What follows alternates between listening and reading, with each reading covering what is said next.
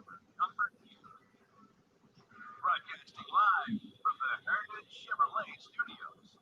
This is 1075 The Game. Stop by, shop online today. See why Heritage Chevrolet makes you smile.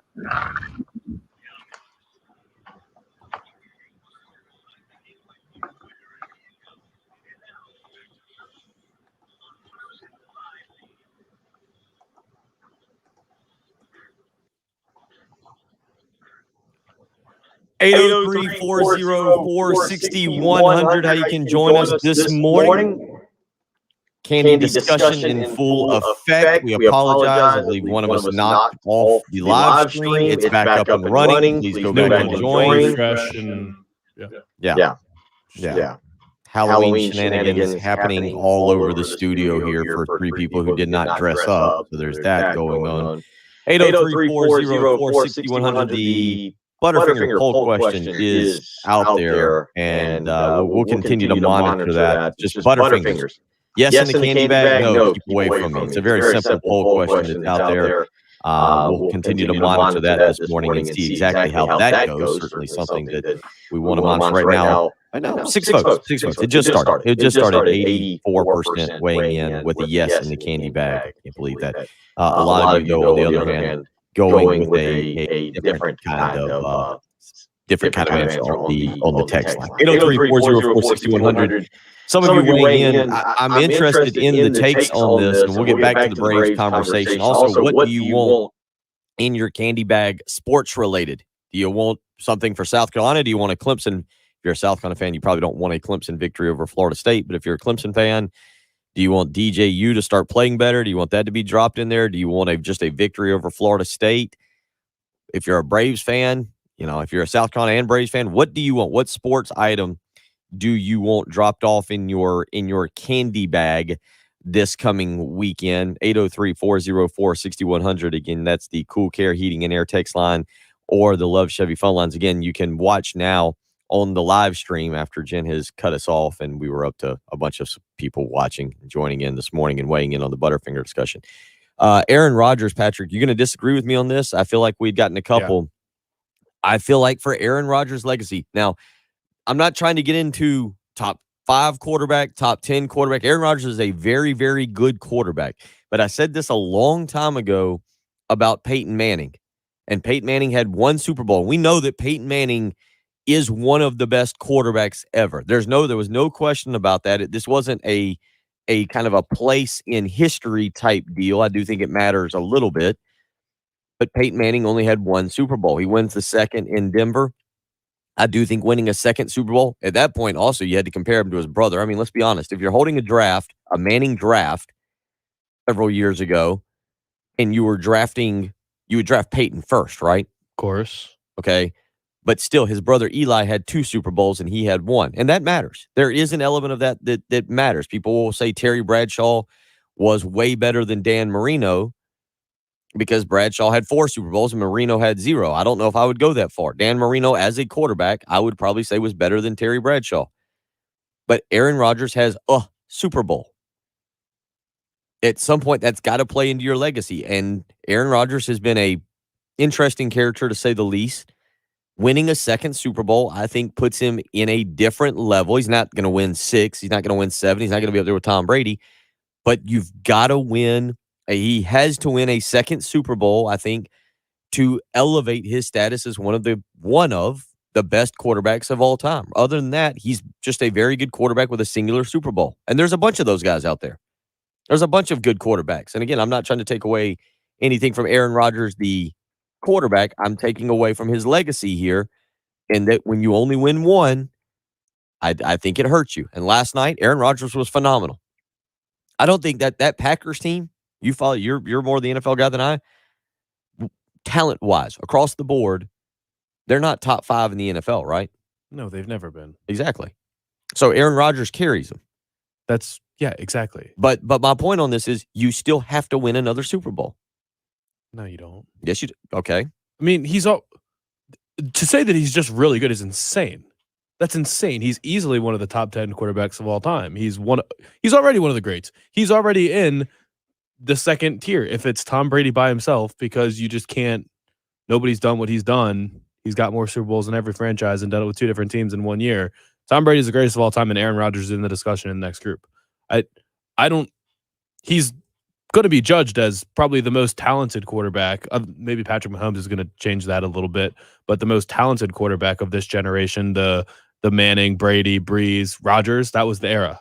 That was the 4. And Rodgers was always the most talented. He's probably going to end with the highest career passer rating in NFL history. I just looked it up, and currently only Mahomes and Deshaun Watson are above him, and they obviously still have to play out their careers. No, he's already there. I mean, Peyton Manning was horrible in his second Super Bowl. He was terrible. It was one of the worst Super Bowls ever played. Won the Super Bowl. I think, No, that's meaningless. That doesn't mean anything. That if you want to just look, it would be such a surface level, not thought out thing to say that Peyton Manning is better because he won 2 Super Bowls. Like, if you're using the second Super Bowl as what puts him over the edge, that's insane because he was awful. Do you know what his numbers were in that Super Bowl? he couldn't throw the ball more than 10 yards. No, he couldn't throw the ball at all. But They were talking about putting Brock Osweiler in the game. Brock Osweiler played in the playoff games. Like, that was all defense, and Von Miller was the MVP. No, Aaron Rodgers is for sure already there. Anyone doubting that Aaron Rodgers is already one of the greatest of all time, I don't know where that's coming from. He's so much more than just good. Todd weighs in on the Cool Care Heating and Air text line. Aaron Rodgers is one of the greatest quarterbacks of all times. No matter how many Super Bowls he's won with a W, should have been WON. Are we going to, what are we saying, Todd? Are we going to discount Dan Marino's career just because he didn't win a Super Bowl? Come on.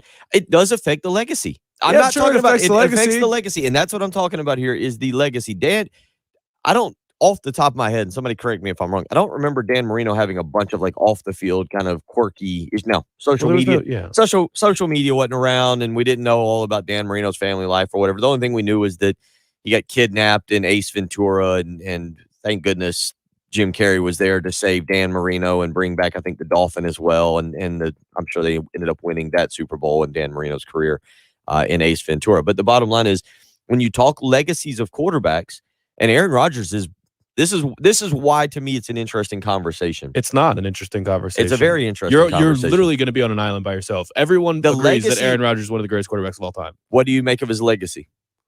That he's one of the greatest quarterbacks of all time. That's the legacy. People are going to get mad that we're yelling at each other. It's because we haven't had it. That is the legacy. He's one of the greatest of all time. There's actually, it's actually, I think, indisputable that he's one of the greatest quarterbacks of all time. You can choose where you want to put him. Do you want to say, okay, he's behind Breeze, he's behind Brady, he's behind Manning? Okay, fine. But he's in that tier. I'm not really. He's not in the Matt Ryan discussion. I'm not really trying to argue where he's at all the time. I'm looking at more from how he will be remembered.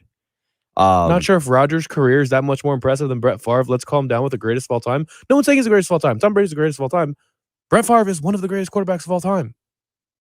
Right. He just is. But they both are. Wait a minute. I don't think you agree with where I'm going with this on legacy versus like greatest. I don't want to do a ranking. This is not a what's Peyton's legacy.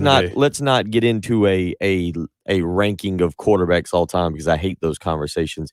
I do think it's interesting to look back on players' legacies and how we view them and what we view them for. And it's kind of more of where I go with Aaron Rodgers, because there's certain players that pick up. Robert Horry is an interesting case in this because he's got 6 NBA championships and has hit some big shots. His legacy is just being clutch. Do we ever say that Robert Horry is one of the greatest of all time? No. Steve Kerr's got a ridiculous amount of NBA championships as a player too. Am I right on that?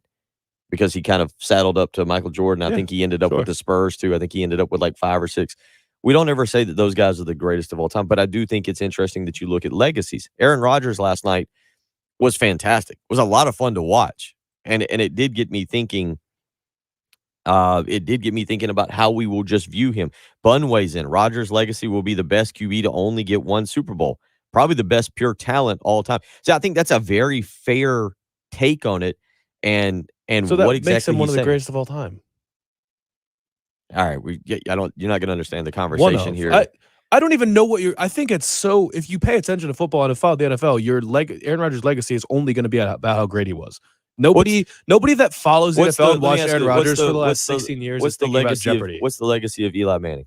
That he beat Brady twice in the Super Bowl in 2 crazy runs. He threw a lot of interceptions, but came up incredibly clutch and had 2 of the out of nowhere amazing postseason runs you've ever seen.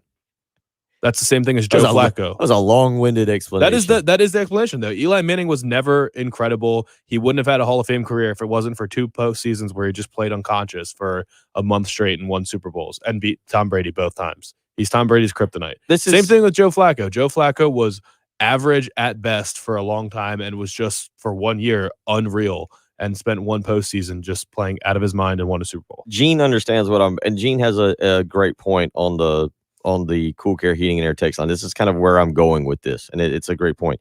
Rodgers is better than Brady as a quarterback, but Brady has the rings, Yeah. and that's a very good take on it. And that's kind of what I wonder how we will remember Aaron Rodgers. Now, again, somebody sent in, and this was a good take too as well. If he rips off 4, hypothetically, again, if he was to win 4, like the next 6 Super Bowls, won't happen. Sure. But then, would you actually consider him the Yeah, great? sure. It is interesting to see that with Aaron Rodgers because, again, I don't know if you called it last night. Like, it's just interesting how we view Aaron Rodgers. To start the game, they didn't show highlights of him throwing touchdown passes. They didn't show all the great things he's done. Did you see what they showed to start the game? No. They showed Him looking old in his no. outfits. They showed pictures of him growing through the years and his beards, Yeah. his facial hair, his haircut. Well, because it goes without saying. That's actually it goes without saying how great he is. What are you going to start every Packers game by talking about how great? no, Aaron but Rodgers is? what I like, He's got quirks going on right now, and that's what the story is. that's But that's not going to be his legacy. If the first thing that you think about with Aaron Rodgers is his quirks, you didn't watch him enough. There's not a lot of people that watch the NFL like you. No, there are, and everybody in the text, literally every person that's texted it so far has agreed with me. I don't 803-404. I am actually not sure 6100. what you're arguing.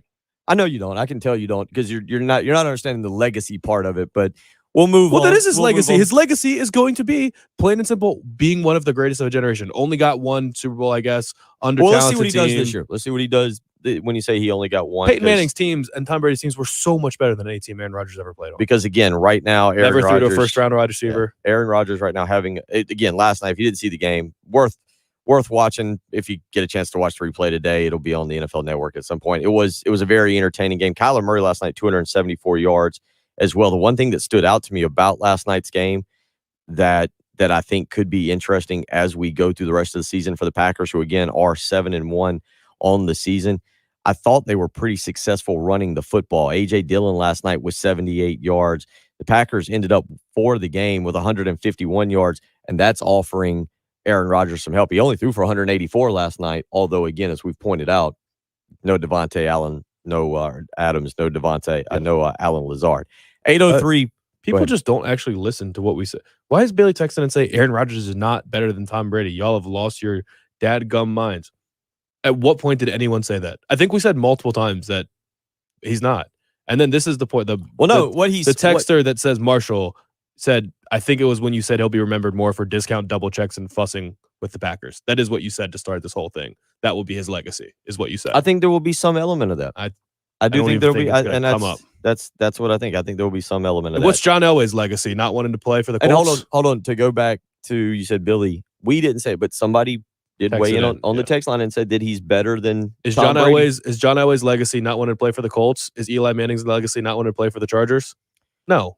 You don't think about that until way later. You know it's part of their career, but it doesn't go into like the first thing that you remember them as at all.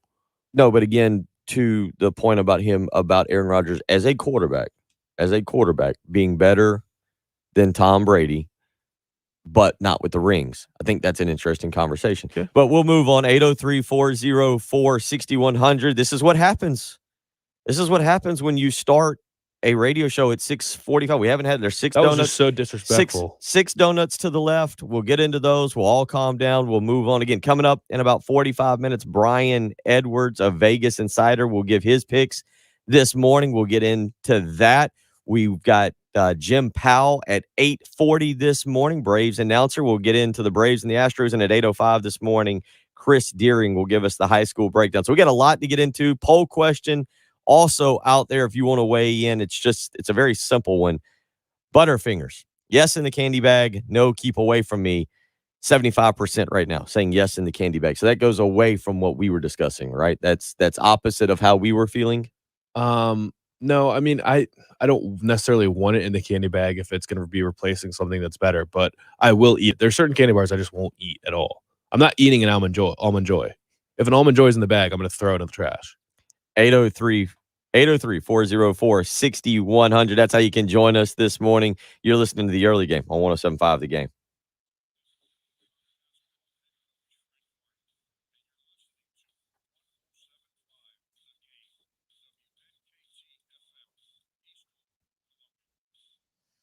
You guys, I mean, look, I think it's tradition to come home from a night of trick or treating, to sit down on the floor, to dump all your candy out. That is, I believe, a Halloween tradition. If it's not, you might want to start that tradition. That was certainly one in the Gunner household. Now the problem is, if there's some chocolate that maybe melted throughout the night, maybe there's a little bit of candy that gets stuck to the carpet. Now your carpet, your rugs, they're going to be messy. That means it's time to call Zero Res. I mean, it is Halloween, and plus you might have people coming through your house for a Halloween party, tracking mud or dirt or whatever comes from outside. So why would you not call Zero Res today? 803-262-4020. Go ahead and get that post-Halloween cleaning lined up. Zero Res cleans with patented technology that uses high pH electrolyzed water, not harsh chemicals, and no sticky, soapy residue is left behind. You know it as strong powered water, but it is actually called ZR water. That's how great it is. It's got its own name. Call Zero Res today, 803-262-4020. You can book online, ZeroResColumbia.com. Get 3 rooms of carpet clean for only $119 when you mention me, Bill Gunner, at 107.5 The Game. You'll get your hallway cleaned for free. That's $75 of total savings. Again, right now, 3 rooms of carpet clean for only $119. And when you mention my name, Bill Gunner, at 107.5 The Game, you'll get your hallway clean for free. Call Zero Res today, 803-262-4020, or book online, ZeroResColumbia.com. Zero Res. Spell it backwards or forwards. It's the right way to clean.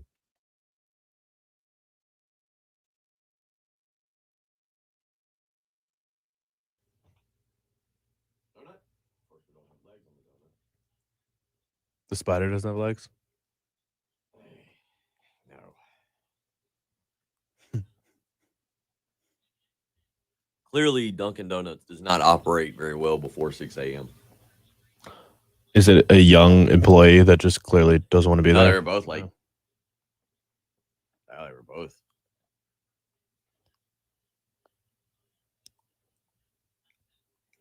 Just All not. right, we get the live stream. Yeah, we're up. No, I just meant we were. I do wonder if we lost anybody in the switch. It does look like we lost. Well, right now we lost about 7 or 8 people because we were really Still just trying to figure it out. A good start. Good morning, though, everybody. All right, let me see here. One more thing, and then. Oops, wrong one. Edit.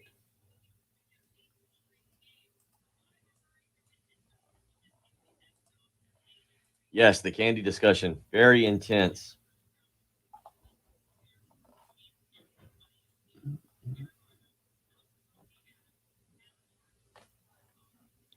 Yeah, I mean, there's very few candies that are just awful, but Mounds and Almond Joys are just awful.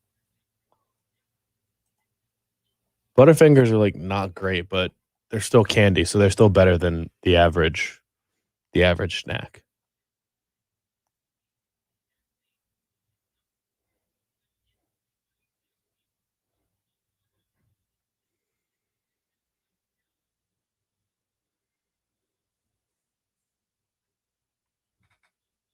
All right, we got that fixed. Now we're up and running. We keep the banner, yeah. All right, you see the picks? I think they're pretty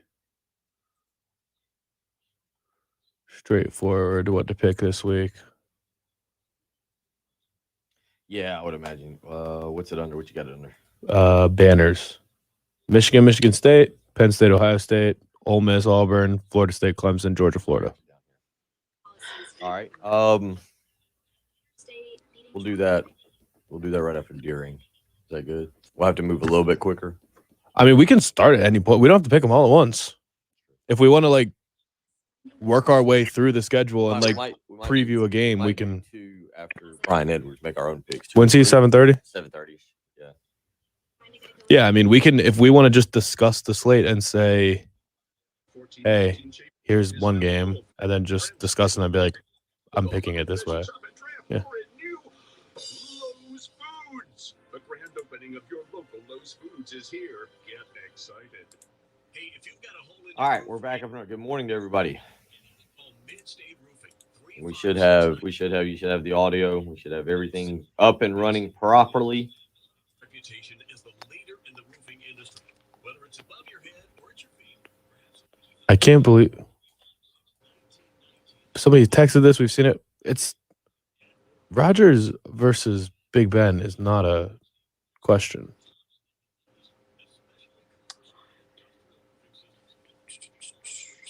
Ben is not in that next tier. Ben is in the next tier down. He's gonna be a first ballot Hall of Famer, but he's not in the same tier as Aaron Rodgers.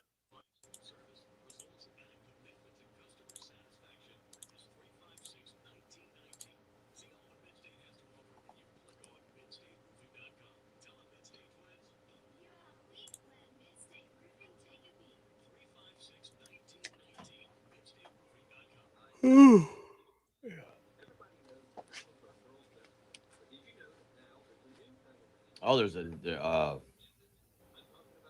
apparently there's a new Butterfinger recipe. What? I'll read this on air. This is 2 years ago. They changed the They Butterfinger changed formula. the Butterfinger recipe.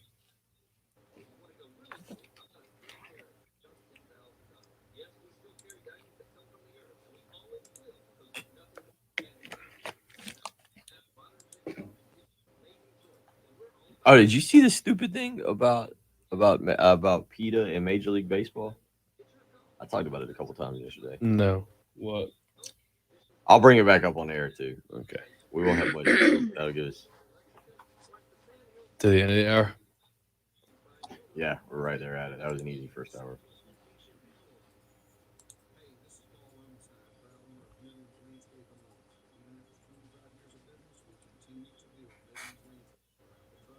Bug Ben. Come on, Craig. There you go. There you go. That's correct, though. I mean, that is the tier. Guys that were really, really good will be in the Hall of Fame. Deserve to be in the Hall of Fame, but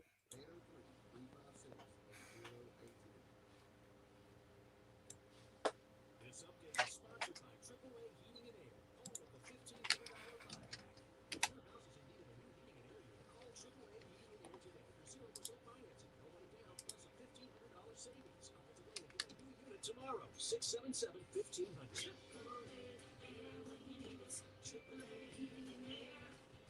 Broadcasting live. All right. About a minute here. SportsCenter top 10 ain't what it used to be. A lot of blocks and dunks right now. Online today and see why Herndon Chevrolet makes you smile. And now, back to the early game on 107.5 The Game.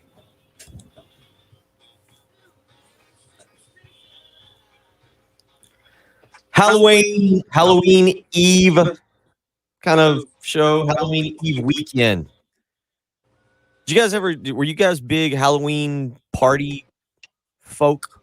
No, my parents were. That was the Like dress up. I mean, but never in college. You didn't ever. I mean, have we a- always Yeah, did. we It was had always a some. big weekend. Halloween's a huge weekend for college. Yeah, it is. It's like probably one of the biggest weekends. Did you of have the a year for college favorite students. like costume? No, I hate dressing up. I think we've done this before. Yeah, I hate Halloween. But you love candy. I like candy. Yeah. Love candy, but can you? But I'm Jen? an adult now, so I can buy candy for myself. This is whenever I true. It want. is Halloween. true. The Halloween candy thing is big for kids because they can't get their own candy.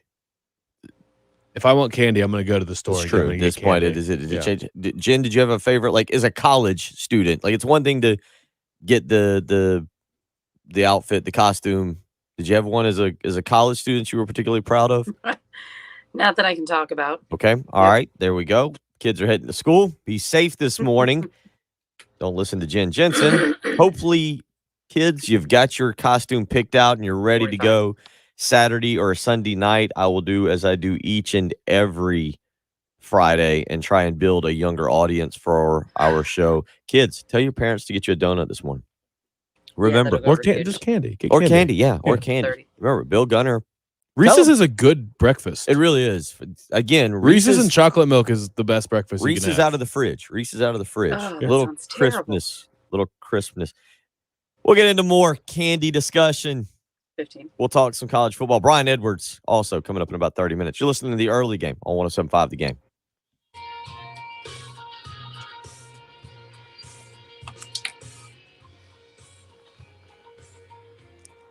I'm trying to remember what I dressed up as my freshman year.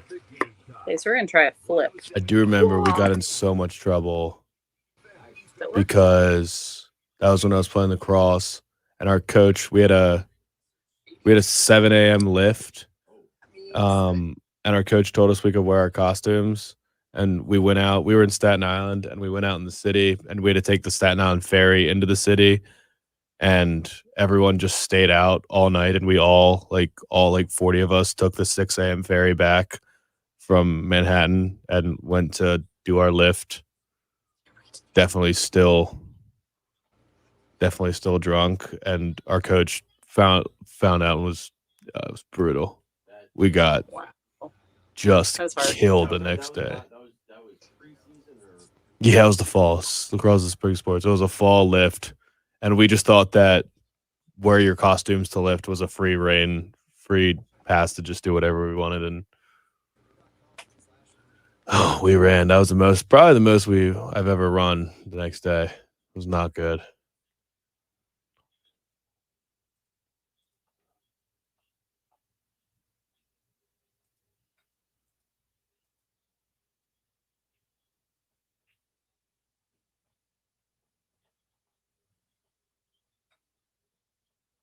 I'm really actually shocked that our station figured out so quickly that I had the extra access.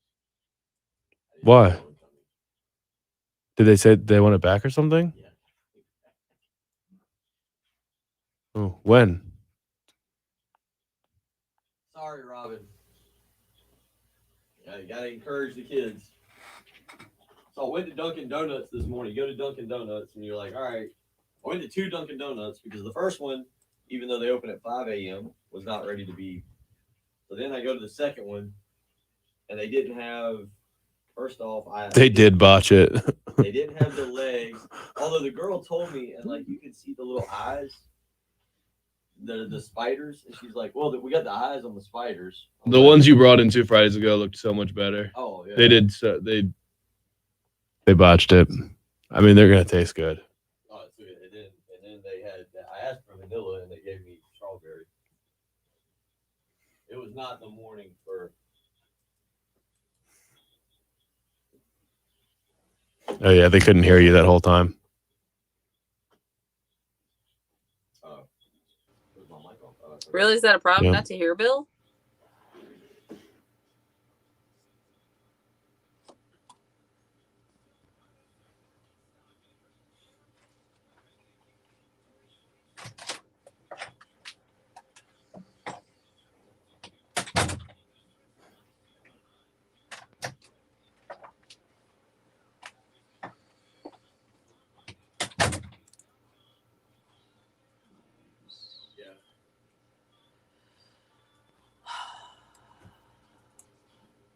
So I guess I'll have to Oops.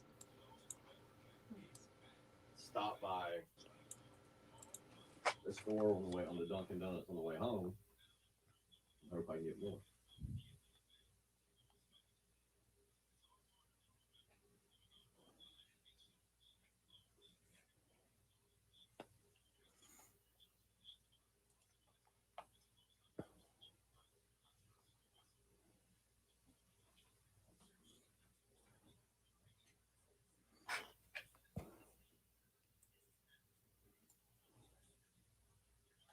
Trey, he doesn't want seriously. He doesn't. They messed up the donuts this morning. They're really not up to par.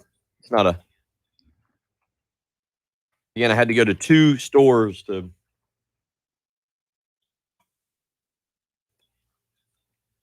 We need other Dunkin'. We need other donut options at 5:30 in the morning. We had this discussion on the live stream a couple weeks ago how we just don't have a donut shop here in Columbia. Somebody mentioned the place in Chapin, but so far another option at 5:30. But as far as to get the things like the Long Johns and stuff, oh, we sugar. need another option besides just Krispy Kreme and Dunkin' Donuts. We are back in the open. Crud balls.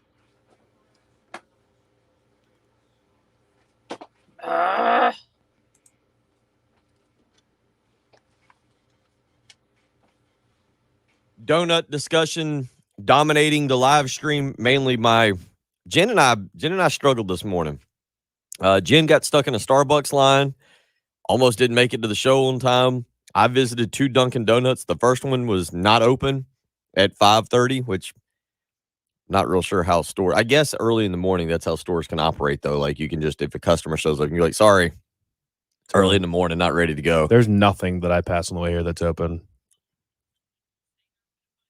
Yeah, there's a McDonald's right there that always says 24 hours. Never have I been there in the middle of the night. It's been open. Was not open. Had to go to the second Dunkin' Donuts, and then they gave me donut. The Halloween. I like the festive, the themed donuts. You know, I mean, I like that, and we still got time for the some good Halloween donuts. But they gave me the spiders, but they didn't have the legs on the spiders. It's the donut, and they're supposed to have like the extra chocolate layering to make it look like the legs with the so. Anyway, that's where we stand up. That's where we stand at this morning. The bigger topic, you guys see this? F3 Handlebar on Twitter sent this into me. This is big news. Of course, it's 2.5 years old, but it's big news. Apparently, Butterfinger redid its recipe, and furious fans of Butterfinger, this is back in August of 2019, really protested. It does not say, I've not seen anything in my research in the previous 10 minutes to indicate whether Butterfinger has switched back to the old recipe or not. But apparently Butterfinger, it said this is from a business. It's a legitimate article too. BusinessInsider.com, August 1st, 2019. Butterfinger fans are freaking out about the candy's new recipe in February, again, 2019. So we're behind on this information. In February, Butterfinger's parent company launched the Better Butterfinger campaign with the tagline, "Nobody lays a finger on my better Butterfinger." Apparently, fans revolted back in 2019. Did they, though? I was going to say, what does that say about Butterfinger that we didn't know this until just now? It says that we don't need a lot of Butterfingers. Butterfinger is not that relevant. I mean, I couldn't tell you. Like if you walked how many people actually walk through like the grocery when you check out at the grocery store? When you check out at the grocery store and you look over, it's always to the right, the little candy counter or whatever you want to call it. Where with all like how many people actually reach in there like I get a Butterfinger? Like that's actually the question. If you go into like a convenience store, and you have the option of every candy, if you're getting a Butterfinger, you have a problem. See, so that's nobody does that. There's no way. Like I'm gonna ask like the convenience store attendant next time I go, hey, how many times have you actually seen someone buy a Butterfinger here? They're just in the variety packs. That's really what they are. You buy the multi-packs and it'll be like, I don't even know who makes Butterfingers, if it's Mars or Hershey, but you'll get like Snickers and Milky Way and Butterfingers or something like that. And we did put a poll question up. It's just Butterfingers. Question, Butterfingers. Yes, in the candy bag. No, keep away from me. 76% right now going with the Butterfinger. That is how we started the discussion this morning with candy. Anonymous texter. It's strong take here, right here at 704. Butterfinger is the best candy. That's a strong Patrick. You're going best candy. All right, just absolute best. Are you on Reese's Fast Break? Reese's Fast Break, yeah, is the best candy. It's Reese's with a little bit of nougat. It's unbelievable. Okay. He's gone Reese's Fast Break.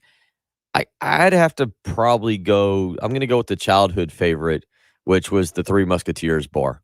Although I'm kind of with Patrick. I'm just going to stick with the childhood favorite. That was like the childhood. Just combine the nougaty center of a Three Musketeers with a Reese's, and you have a Reese's Fast Break. Because I would agree with you, but I'm just going to stick with the child. That was the childhood favorite from like, single digits own 30 years. Because I feel like 30 years ago, Jen, correct me if I'm wrong, we didn't have the mixture of the chocolate and the peanut butter like we do today. There wasn't the peanut butter Twix, which is a delicious candy bar. There was certainly not the actual peanut butter M&Ms. I mean, like growing up, we had two M&Ms. We had M&Ms and we had peanut M&Ms. That was where we were at. Yep. I went to get on the plane the other night to come back from Vegas. One of my buddy had a bag of M&Ms. I thought I was getting the fudge brownie. I just asked for one. The fudge brownie's pretty good. Fudge brownie M&M. And he gave me a caramel M&M, and it caught me off guard. I wasn't ready for it at all. Extremely overrated. Yeah. Just as a flavor in Ooh. general. It's like just fine. I've had this discussion a lot. Caramel, s'more flavored things, cotton candy flavored things, birthday cake flavored things. Those are all the most overrated flavor combinations in the world. Yeah. I don't know. Like the birthday cake flavor I can get on board with. Another incredible hot take here. A lot of you, I appreciate the candy hot take. Some of these things are just Kevin weighs in. Don't sleep on the Zero bar. Top 3 behind Snickers, then Zero and Twix. That's a wild one to throw in the top 3. I've never right? had a Zero bar, but I don't hate the sound of it.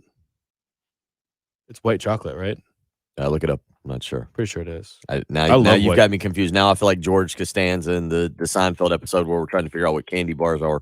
I don't feel like the Zero bar is a white chocolate bar, but it is white chocolate. But what's in with caramel, peanut, and almond nougat covered with white fudge? Okay, all right. John weighs in the Haribo Gold Bears. You guys, were you? That was he was. I'm not the gummy bears. I can't. I don't do the. Is that a byproduct of having braces? You think? Like I had braces growing up, the metal braces where like if somebody just if something like happened to your lip, you were bleeding. Like that was. I don't even think kids have braces these days. They just put in the Invisalign or the Smile Direct. Or Is that how it works? I don't.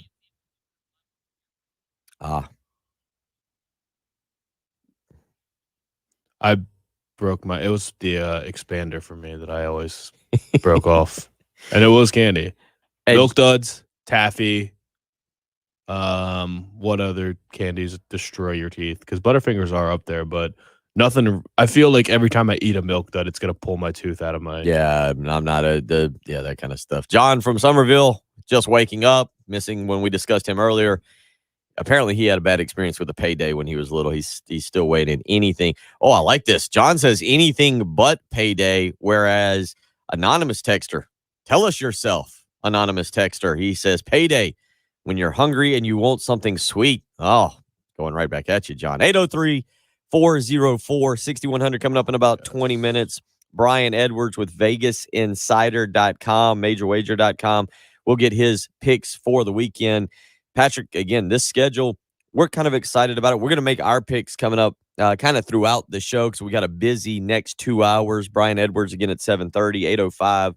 Chris Deering will join us. And then coming up at 8:40, the one, the only Jim Powell will join us to talk about the Braves and the Astros. Very quickly on the Braves Astros, because we're going to do a lot of college football over the next hour and a half here, and we'll get back to the Braves Astros at 8:40. It is interesting now, a day removed, Patrick, in Anderson on the mound tonight. The Vegas spread on this is actually, speaking of Brian Edwards, but the Vegas spread on this is actually pretty close. I believe the Astros are a slight money line favorite, but most people seem to, I noticed yesterday, a transition by Braves fans where the confidence seemed to return. That back in Atlanta, the Chop will be going tonight. They'll be having a good time. I get the sense that Braves fans are back on board now, and that the one Max Fried start has not affected them quite as much as it did yesterday morning when we were having this discussion. Yeah, I've gotten that sense too, but I'm the opposite way. I'm on the Astros now. Oh boy, I'm thinking Astros in 6. That's going to be my guess. The home field advantage is just meaningless to me now after I watched the Astros and Nationals play a whole series and it was 7 consecutive road winners. That just broke my brain, and I couldn't fix that. So it's going to be an awesome crowd in Atlanta tonight, and I very much hope that they can pull it out because I kind of hate the Astros. But your starting pitchers, I guess there is Charlie Morton an ace, or do they just have a rotation? Is he considered an ace? Charlie Morton? Yeah. Okay. Your ace is gone. You just lost your ace. He was supposed to pitch 3 games. Max Fried did not pitch well. I don't even know if Ian Anderson's good. Momentum-wise, I feel like it's trending Astros right now.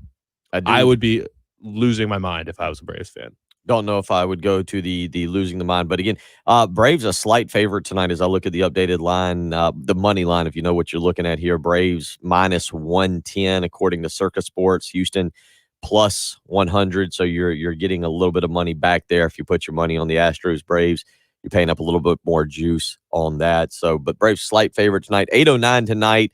You do have some college football tonight. We will not pick these games, and quite frankly, it's a good night for these games because you'll be fully invested in the Braves and the Astros. Navy at Tulsa tonight and UNLV at Nevada. I did not look at Brian Edwards. He sends me the lines what he likes ahead of time. I did just happen to kind of glance just to see what exactly was there, but I did not pay close attention. I believe, he's gonna like UNLV tonight, which I feel like is that's the What's base. the number? Plus 21 at Nevada tonight. NFL quarterback versus one of two FBS winless FBS teams, I think. Brian missed his pick. I will say he missed his pick on Friday night last week because the group that I went with to Vegas, they were very in tune with his pick. We were all on Colorado State. Although, in defense, and you watched the video this week, it wouldn't have covered, but Colorado State running out for the last second field goal was about the most atrocious thing I've ever seen. If you haven't seen it, Steve Adazio is the is the coach for Colorado State. He explained the situation. There was about 11 seconds left. Colorado State was down, close, very, very close ball game, and they throw a pass over the middle. It is completed.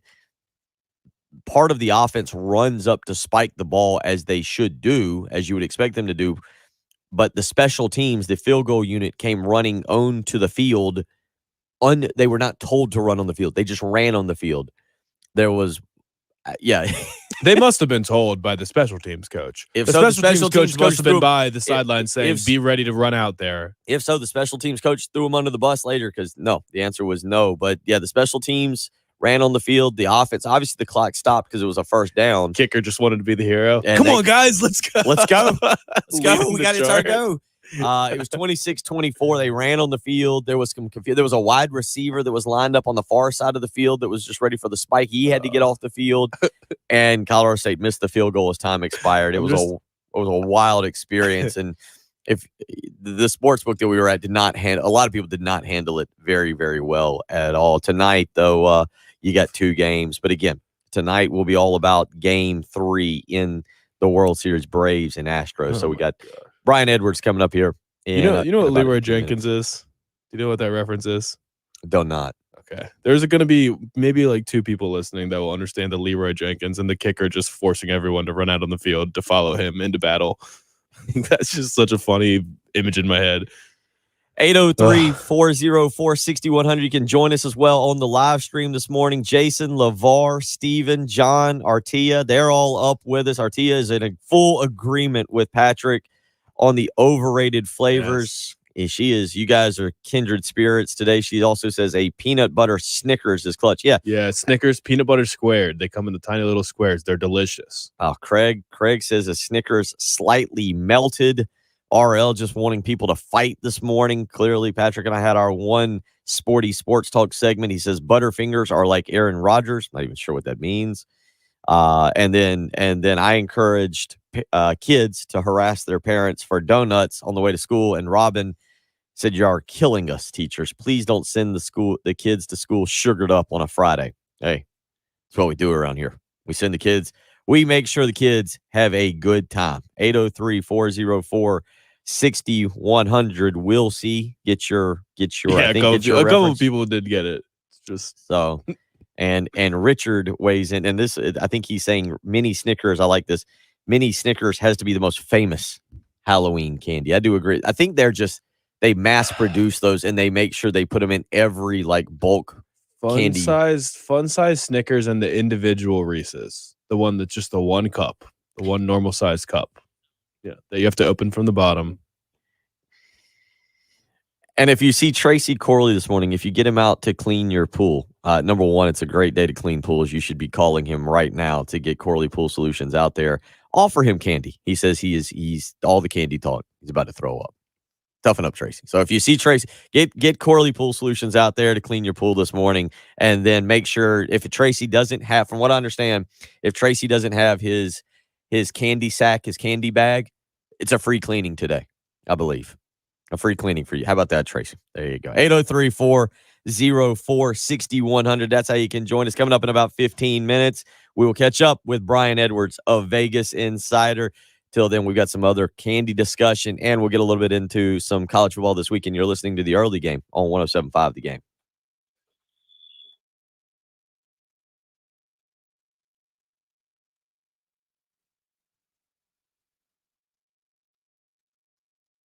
It's 2 breaks. Can you do Casey Chiropractic here?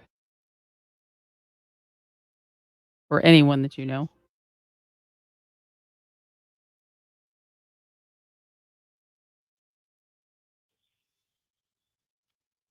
Yes, candy. Well, candy. You got to walk around all Friday night. It's not gonna feel good, and then you're gonna eat candy. Your back's probably gonna hurt. It's time to go see Casey Chiropractic. That's what happens right after Halloween. Dr. Roman, Dr. Pate Cooper. That's why they're there for you. All that candy you eat hurts your back because you gained a little weight. You get the point. It's a never-ending cycle. Big, big, bad circle. Call Casey Chiropractic. Let them try the natural approach to getting you healed before the surgical approach. That phone number, 803-796-2424. Research has proven spinal decompression has excellent long-term effectiveness, even 4 years later. So a little spinal decompression, much better than taking the surgical approach. And that's exactly what Dr. Pate and Dr. Roman Cooper want to do. They're in the business of getting people out of pain, and they're ready to help you feel better. So give the boys at Casey Chiropractic a phone call today. There's no magical treatment. There's just the right way to do it. Non-surgical approach to fixing your issues. And that's exactly what Dr. Pate and Dr. Roman Cooper will do. They know what they've been doing, 40 plus years of business or experience in the business. Give them a phone call today, 803-796-2424. Again, they are in the business of getting people out of pain. Let them work their great business on you. 803-796-2424. That's Casey Chiropractic Center.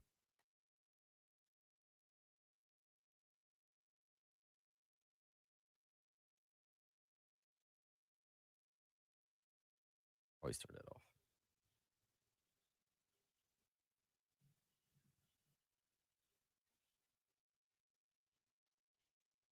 Purple Doritos are the best Halloween treat. There is one I didn't see coming. I don't actually hate the idea of going just outside the box and giving chips or salty snacks as part of Halloween, because you know everyone's going to be giving away the same thing. I'm definitely going to have to stop and get different donuts for the kids. Are they taste bad too? They don't taste bad. It's just, it's just, look, I don't know of a donut that tastes bad, like unless you're just doing wild. I don't like cake donuts. Like unless you're just doing wild flavors. But I don't like powdered donuts either. yeah, powdered donuts. I agree with you on that. Too messy. Just Yep. They go everywhere. Thank you. Yeah, so had a showing yesterday afternoon, had a final walkthrough, but closing today. Had to take Darren to get his truck last night. Did not get my iPad charged. So I think when I switched and screwed up the live stream, I had switched to my phone instead of my iPad. Well, that's what I text you because my phone's hanging. So I have just a little bit of juice on the iPad. I take it I have a busy morning with these. I just everything. Well, I did the math. It's that time of the month. It's that time of the month where it's the last week. So like everybody, all the people that do the 3 weeks, they get their week off here. Because I was thinking about it last night. I was like, well, it's been very light. But then I started thinking about, I think we need to cut a sleep number 2. We do. Yeah. I thought we'd already cut that one. I kind of thought so too. I'm going to double check, but I kind of thought we had, but I'll look. Yes, Craig. Craig says, is it bad we turn off all the lights and hide in the back of the house on Halloween? Yes, Craig. That's awful. I mean, unless you're jumping out and scaring kids. And all right. You got Brian Edwards' number, not Brad Crawford. Brian Edwards. And so I'll make this a pretty quick segment. Trying to 7th. I'm going to put him about 7:30 because that way we got about. You said we got 2 this hour. Yeah, just 2 breaks this hour and next. Just kind of combine everything. So Okay, so what I'll probably do, just so we can make sure he might be a little bit closer to 7:35 then, So we can just go to the end. but that way we can go all the way to the end. Okay. Look at you get it. See now, tell him to hit the snooze button. It'll be all right. you get all the look of what's going on behind the scenes as we try to figure everything out. It's only 7. We need to chocolate covered paydays. Oh boy. I did. It was too much. So where It are was most just- people watching this right now? Then YouTube. They are going to the YouTube page. I can't We do do a lot. Like agree a bite that, is about all I mean, can do. You just can't do homemade anything anymore. People aren't comfortable with it anymore. That's a good point. I do like the popcorn balls though. The popcorn balls are really good. Yeah, like I said yesterday, that was a big thing up north. But I agree on the chocolate. Paydays, too sweet. I can't do them.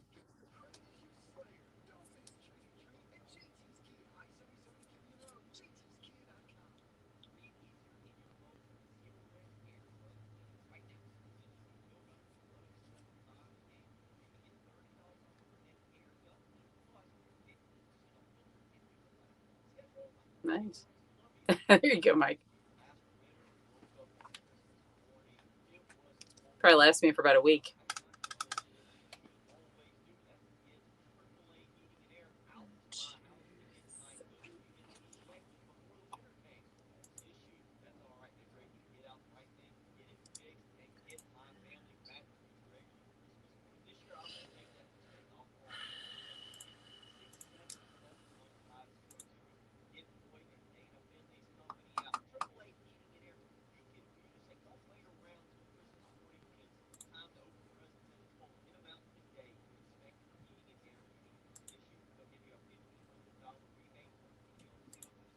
Man, Brian Edwards is up. He's tweeted now at us. Good. Remote control Gamecock cooler. Yeah, Okay. fancy. I gave out candy 1 year when I was in school, and we put the bowl out front, and we were gonna sit out front. We put it out while we ate dinner, and it was less than 10 minutes, and the bowl was gone. They didn't only steal the candy; they stole our bowl too. Oh.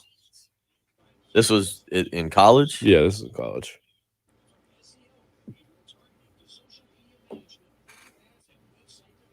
I'm glad that I won't be here for Halloween this year. I don't know what I would have done. You're not going to a party up there or anything? You aren't going to like a On Halloween night? or Saturday night? I don't No, know. Saturday night we are. We're going to a concert thing at her hotel. Sunday we're not gonna do anything though. She lives in an apartment complex. so Oh, we don't have Jason to says worry. it's a rule you have to steal the bowl. Okay. Oh, Don't go to gosh. Jason's neighborhood. Good grief.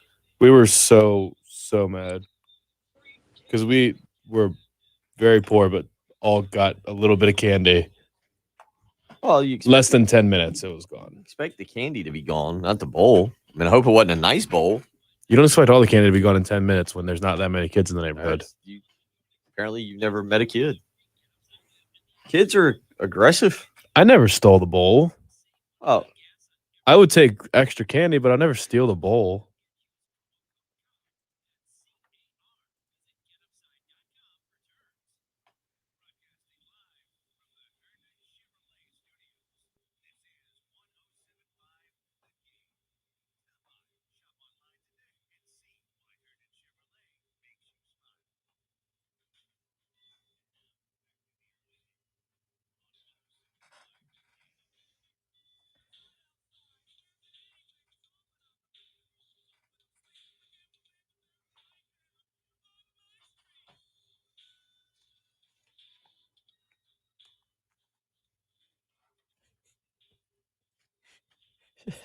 so everybody, all right.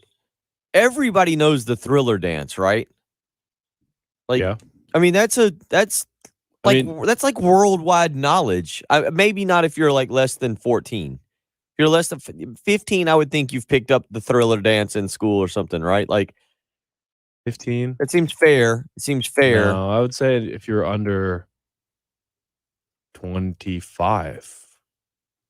What's the age where Thriller you should came out in 1989. No, but what's the age where you should not know the Thriller dance? Like If you're in high school or below, I think it's acceptable.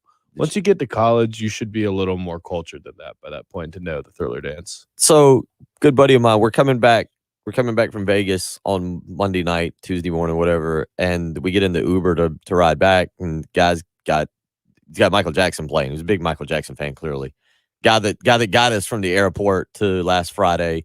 Guy that got us from the airport to the hotel was a big Flow Rider fan. That was good because when you get into Vegas, Flow Rider, I believe, is the official music of Vegas. Like when you Flow Rider, what is it? Flow Rider. No, I'm going to go with Ryder because Well, I just can't. Well, I'm not going to sound off the A on That's that. not his name. Well, anyway, so he was the dude that got us. The dude that got us from the airport to the hotel was Flo Rida. He was all. We were all in. I was having a blast. I put out a video on Twitter. The guy who took us from the hotel back to he was a big hotel back to the airport. Was a big Michael Jackson fan. We played Billie Jean, and then he got into some Thriller. Okay. I was still like having a good time because I'd had a good time all day and was not ready to pass out on the plane yet. So I started doing the Thriller dance. Oh gosh. My buddy Todd looks at me like I was having a spasm. I was like, you don't know the Thriller dance? To which I got a very quizzical look of. So if you see Todd Kirkland wandering around this weekend, just start doing the Thriller dance. Yeah. Yeah, like help my man out. He's my age. We've known each other since 4th grade. I figured. And he likes Michael Jackson. I don't know if he liked Michael. He wasn't. He was more of a Snoop Dogg fan, if I remember that correctly. But that's just kind of a quintessential You would think so. Halloween thing. Awful. Yeah, like everybody knows that, right? Because I mean, they will show clips of that even like on a news report or something when they start talking Halloween stuff. So that just kind of surprises me. Trey, how old is it? How old is okay to not know it's Flo Rida instead of Flow Rider? I'm older than Bill, and 30 I know to what Flo 39 Rida would be is. the answer to that question, Mhm. Trey. 39 is the answer. I hope that we're going with on that.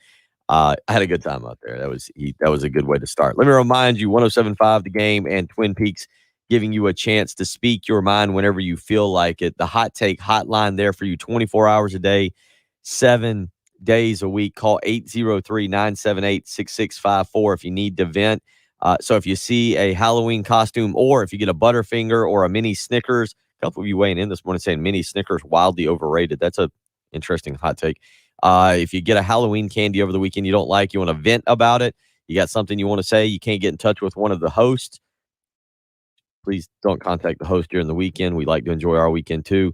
Call the Hot Take hotline sponsored by 107.5 The Game in Twin Peaks, 803-978-6654. Sponsored by Twin Peaks for the men who never settle. Go see him down in the Vista, 600 Gervais Street. I take that back. Jay Phillips loves when you call him on the weekend. Just call him. Just let him know all about your candy, what's going on. He's big fan. Big fan of that. 803-4. You giving out his number then? 803-978-6654. He listens to all the hot takes. Okay. He's now in charge of listening to the hot takes. 803-404-6100. Thank you, Courtney Levitt. Thriller was 1982, not 1989. Let me go back to my tab. Oh, Courtney, we got yep. I don't know. It says King of Pop. Oh wait, King of Pop. That's not the right album. Oh, King of Pop is a compilation album. It was just showing me Thriller is on a compilation. That's just there you go, Courtney. Thank you for helping Patrick out. The Courtney. important, We appreciate your important details. Your input. 803-404-6100 coming up in about 6 minutes. We're going to catch up with Brian Edwards, Vegas Insider. Again, good weekend of football games. Patrick, we're going to make a pick on Michigan State. We'll get Brian Edwards' take on Michigan State. That is the game that I'm most intrigued by this weekend. When we look at this college football schedule, it'll be noon tomorrow. It's the big noon, Fox noon kickoff. Game day will be there. Number 6, Michigan. Number 8, Michigan State. You're of the impression that the winner of this game starts off in the top 4 of the college football playoff. They're going to jump over Ohio State. They're going to jump over maybe Alabama. You've got the winner. They deserve to be the highest ranked Big Ten team as of now. Okay, because that's just the easy. It's a cop out for the committee to just say, yeah, right now this team is completely flawless in Big Ten play, and they still have yet to play Ohio State. So you can just say if Ohio State beats this team, well, now Ohio State's resume is even stronger because they've beaten a top 4 team, a college football playoff team. So yeah, I just think it's the easy way to go. The Michigan schedule, look, the next few weeks of the Big Ten as a whole, Iowa, Wisconsin tomorrow. Also, that game is in Madison. Iowa still got 1 loss. They're still kind of hanging around out there. But the Big Ten, the next few weeks, Michigan State this weekend, 2 weeks on November 13th, Michigan, Penn State. Penn State, I don't think we have high hopes for them tomorrow. I think James Franklin's not even 100% sure where they're going to play the game. He's probably already in contract discussions with Southern Cal. And then Michigan, Ohio State to wrap up the season. He thinks they're season. playing Illinois in the Big House. Yeah, he's flashbacks to last weekend. But the bottom line is you've got a lot going on with the Big Ten trying to figure out how or who can work their way into the national championship playoff conversation. 803-404-6100. We'll get you your picks. Brian Edwards has sent them to me. He's done extremely well the last 2 weeks. We will get him on the line. Vegas Insider senior handicapper Brian Edwards up next when we return. You're listening to the early game on 107.5 The Game.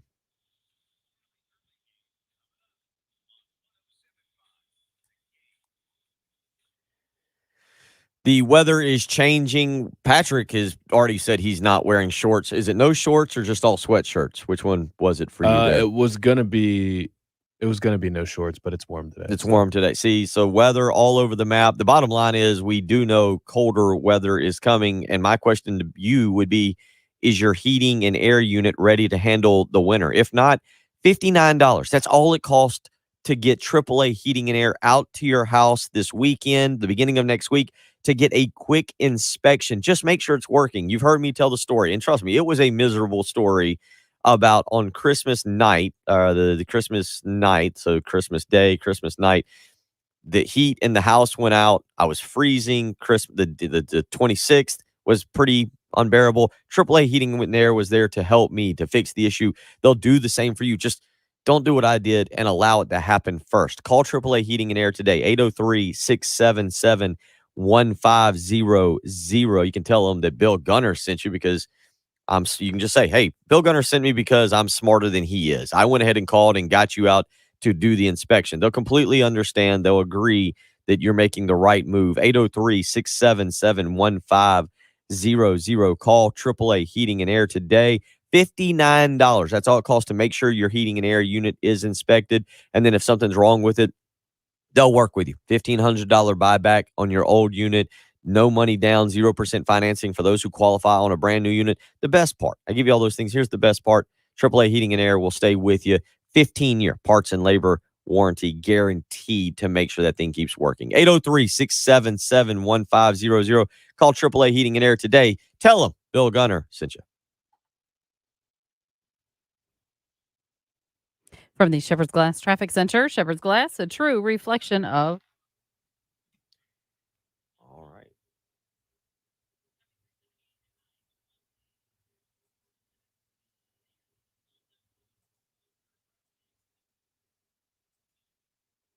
The Flow Rida. See, I can't just add on the Rida. I feel like I'm going over the top when I enunciate the Rida. It's a state name. It's not even. He is from Miami, right? I think so. I would assume so. No, that was Rick Ross that was the correct. No, he's from Miami. That everybody got all fired up about him. Ooh.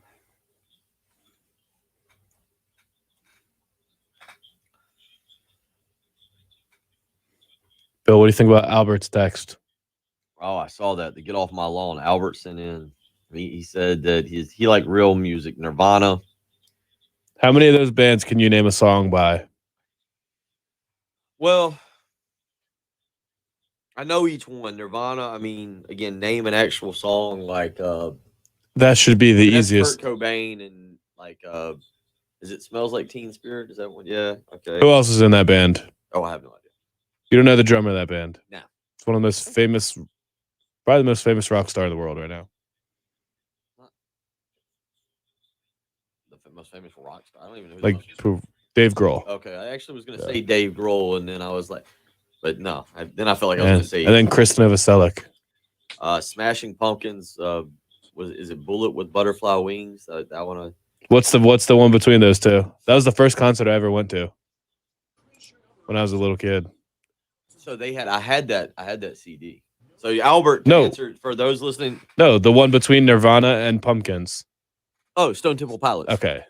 No, I know all the bands, and if you were to say like Oasis, so Albert AJ sent in. Let's get back on track and touch on the real music like Nirvana, STP, Smashing Pumpkins, Oasis, Collective Soul. Today's kids have no idea. Hashtag get off my lawn. Like if you told me an Oasis song, I'd be like, okay, yeah, I remember that one. Wonderwall is a smash. Is that Oasis? Yeah. You're my Wonderwall. Yeah, like Collective Soul. Is that Light Shine Down? Light Shine, Down? yeah. Shine Down. So yeah, I know. Yeah, that was 90s music. Because back then, I listened to some of that. Green Day. I did like Green Day. And Weezer.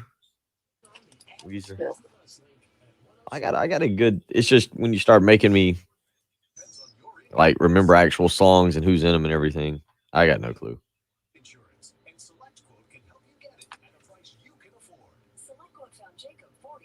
All right, we should have everything lined up. Y'all should be able to listen intently this morning.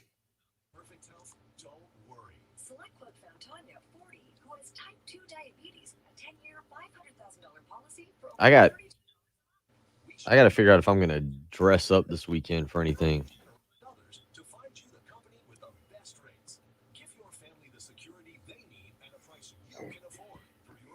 Make some decisions here. Also got to see if I got something on my phone from last week.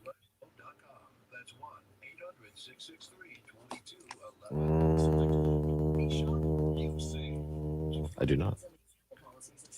I do have the Bellagio stuff.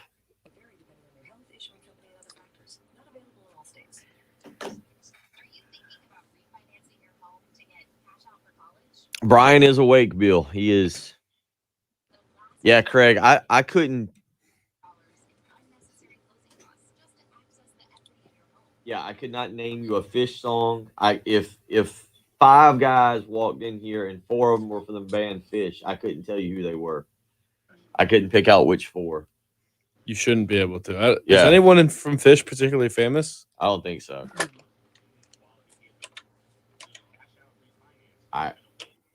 No clue. Like, I know some Fish songs, but I don't know anyone in the band. Brian is awake, and Jen has him potentially on the line. We'll see. Fingers crossed. I'm getting the fingers crossed from Jen, but he should answer. He's retweeted us this morning and said that he is joining in.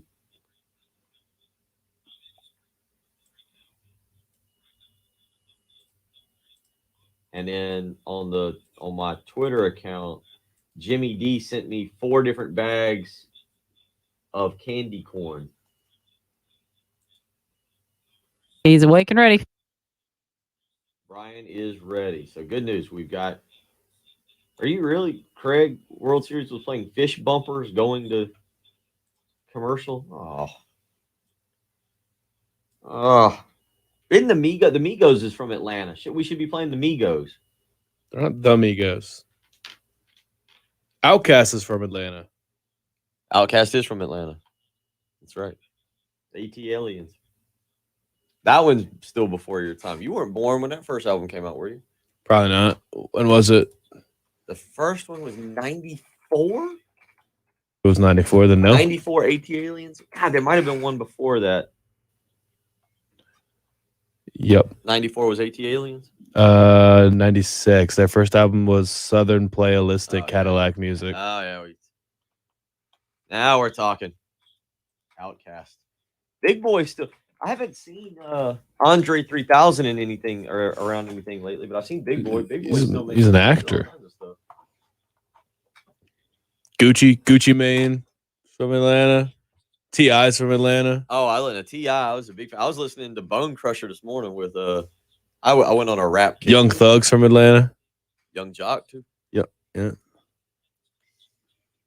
There's a bunch of them from Atlanta. Future's big. Ludacris. Oh yeah, Ludacris. Liquor's getting old. And 2 Chainz. 2 Chainz, of course. How could we forget 2 Chainz? You can't. You just can't.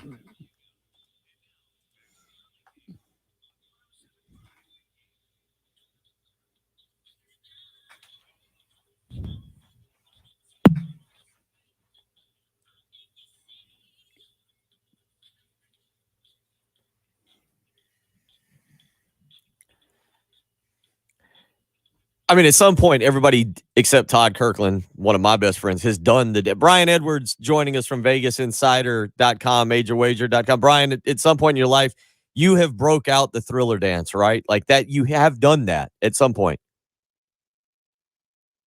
80s? Yes, you have. Yeah, in the 80s. In the no, I mean in the 80s. That's been.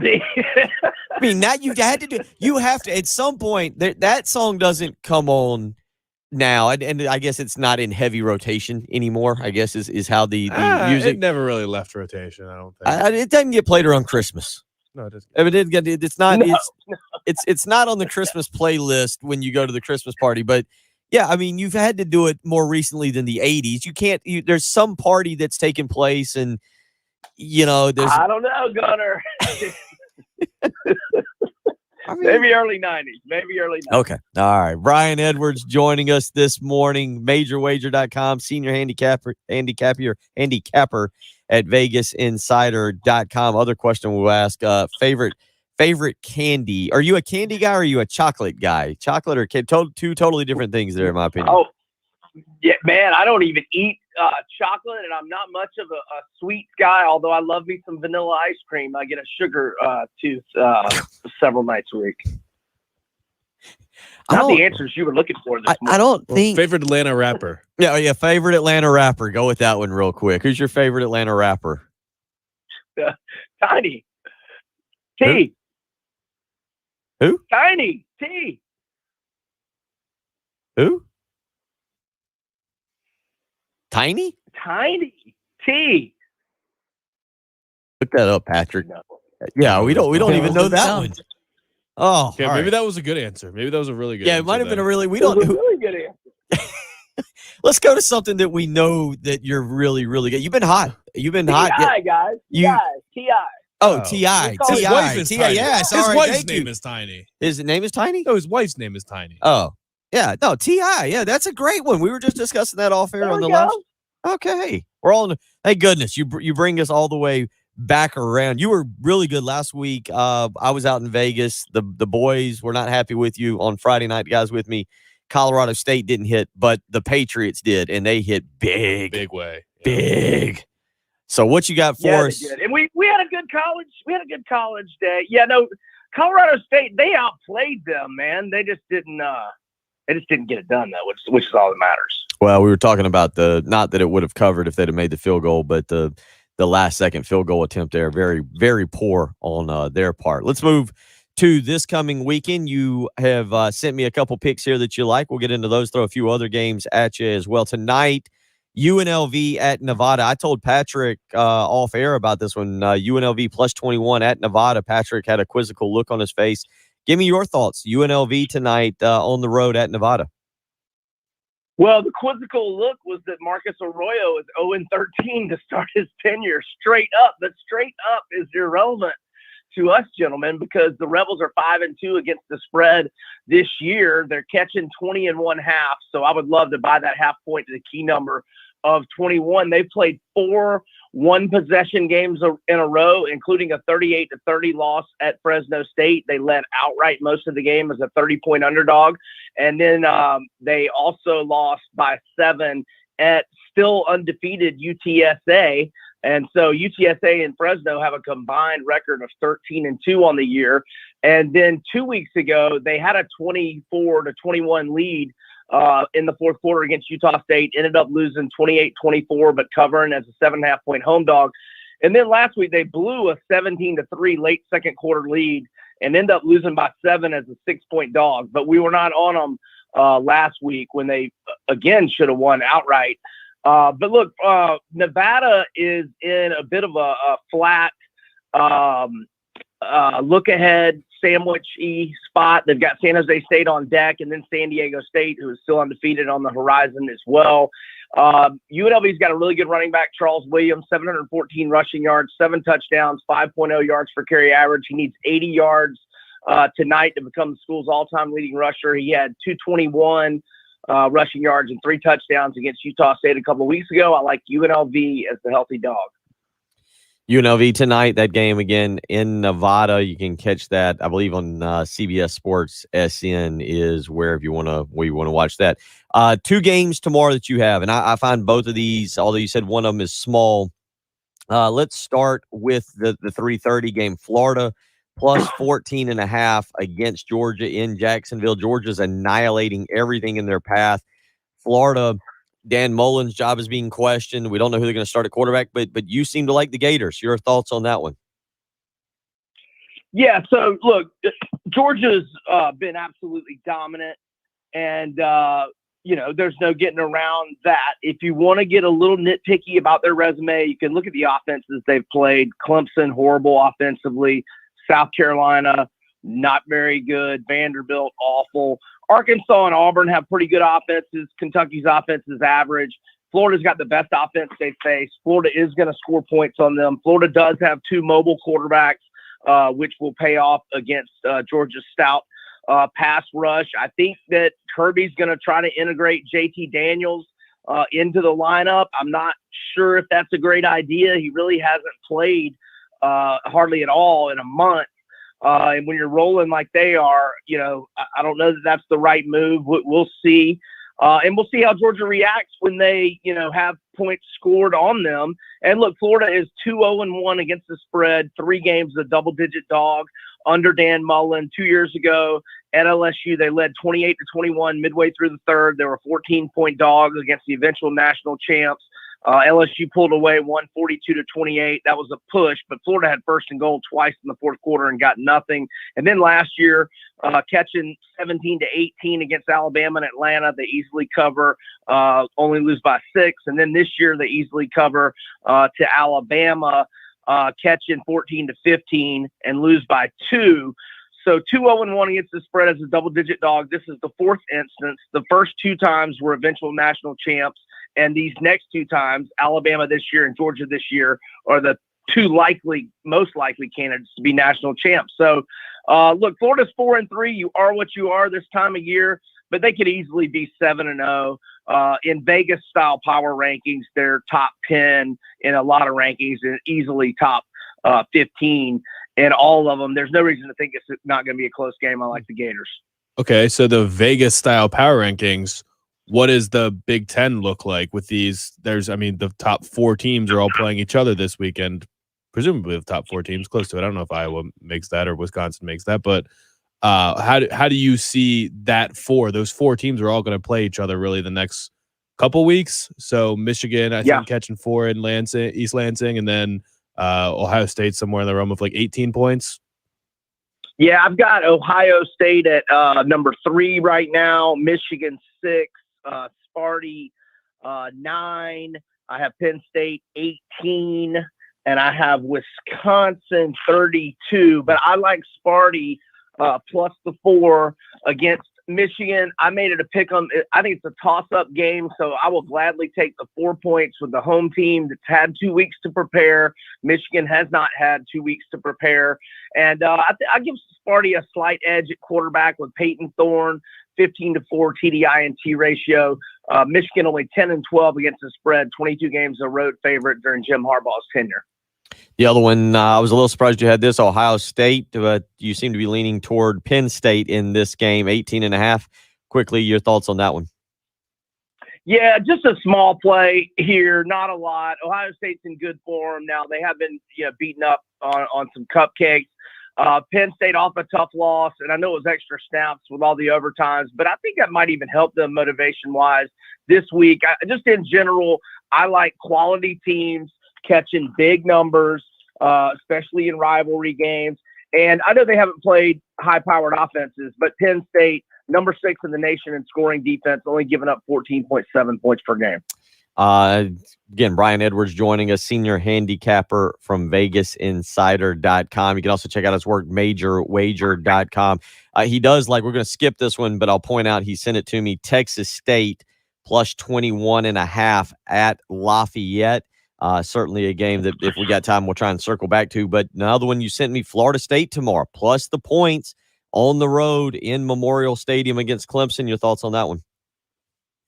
Yeah, I can't quit fading this Clemson squad that, along with Missouri, is 0-7 against the spread. They still haven't scored 20 points in regulation against an FBS opponent. FSU has played better here. They've won 3 in a row, feeling pretty good about itself. Jashawn Corbin, running back, having a heck of a year, 583 rushing yards, 5 touchdowns, 7.9 yards per carry average. And Jordan Travis has given them stability at QB. He runs it well, 7-2 TDI-INT ratio in the last 4 games. Now, the number's down to 9.5, so I'd like to buy the half point to the key number 10. I'm on the Noles here. Kelly weighs in with a question for you, says thoughts on his Syracuse team versus Boston College. Boston College still with that backup, and Syracuse coming off a big win, rallying Garrett Schrader out of nowhere to rally past Virginia Tech last week. Your thoughts on Syracuse and Boston College?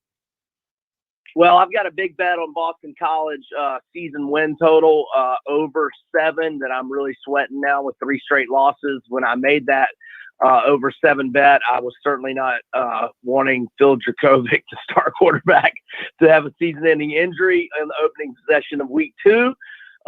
I need Boston College to win outright. It's not looking good, but again, Dino and company, they've been covering a ton, but they've been an underdog in most of those, and now they're favored. So I just hope BC wins outright. And sorry, I don't really have an opinion on it because of that early season bet. To recap some college games here from Brian Edwards, he sent me a couple NFL games. We'll get to those just a second. But to recap the college games, UNLV tonight, plus 21. Florida, plus the 14.5. Small play on Penn State, plus the 18.5. Texas State is another one he likes at Louisiana Lafayette, plus 21.5. Florida State, plus the 10, or plus 9.5. But he says buy it up to 10 against Clemson. And he likes Michigan State, plus the 4 against Michigan. 3 NFL games we'll let you kind of get out on. The Giants, plus 9-ish against Kansas City. The Falcons dropping the 3 to Carolina. And you, for some reason, are going to go with the Detroit Lions, plus 3.5 against Philly. Give me some quick thoughts on those 3. Yeah, so Carolina has lost 4 in a row, both straight up and against the spread. Sam Darnold really struggling, 4-7 TDI-INT ratio during this losing slide. The Falcons have won back-to-back games. They're still not using Kyle Pitts nearly enough, but they're starting to use him enough to win some games. So that's a good thing. I like the Falcons -3. The Giants, now we don't know for sure who they're getting back, but I think they're going to get Kadarius Toney and Kenny Golladay back. And Sterling Shepard and Saquon Barkley haven't been ruled out. And even without those guys, they won 25-3 against Carolina last week. The Giants are 19-4 against the spread. Last 23 is road dogs. Mahomes leads the NFL in interceptions, and KC's 0-3 against the spread at home this year. And off that ugly loss where Mahomes also got his cage rattled a little bit. I mean, I think he's going to play, but he might have had a concussion last week. And then the Lions, man, nobody wanted to win more than Dan Campbell last week. He's coaching his butt off. I think they're ready to get that W at home. Philly's struggling. I like the Lions plus 3.5. Showed a lot of fight at LA and easily covered last week. Real quickly, let's go back to Texas State, plus 21.5 at Lafayette. I always love games like this. They're off the radar. Usually a lot of the sharps are on them. Why on Texas State plus the 21.5? Yeah, Billy Napier's team's played down to its competition all year. They only beat FCS Nichols by 3 as a 26-point favorite. Last week is 18.5-point favorite. They only beat Arkansas State by 1. When they went to Georgia Southern as a 14.5-point favorite, they only won by 8. And when they went to South Alabama as a 12-point favorite, they only won by 2. And Billy Napier gets his name mentioned for a lot of jobs, and he's done a really, really good job. Wins a lot of games at UL Lafayette. But if you watch his games, man, he's not very good at clock management, and I really don't think he's the answer for any SEC program. Nothing against the guy. I just don't think he's that good a coach and think he's overrated. You got an odds on favorite right now for LSU? That's a good question, Gunner. I don't, man. Who knows with them? And Woodward, man, he goes big game hunting, man. He's going to ask the big boys to say no before he goes for a Napier or somebody like that. I don't, man. I have no clue where he's going. Should go get Mike Tomlin. Tomlin. Yeah, go get Mike Tomlin. Make him say no, right? He's There's not a booster who can write a blank check big enough. he is Brian Edwards. Follow him on Twitter at Vegas B Edwards, Vegas Insider Senior Handicapper, MajorWager.com. Brian, we appreciate it. We will catch up with you next Thursday. I'll be in touch with you on Wednesday night. How's that? Let's do that. And sorry to your boys about Colorado State. It happens. It happens. Nobody's perfect, buddy. Have a All right, great gentlemen, weekend. Thanks for having me, guys. No problem. Enjoy some candy, buddy. Get some candy. Hour 3 up next on the early game. 107.5 The Game.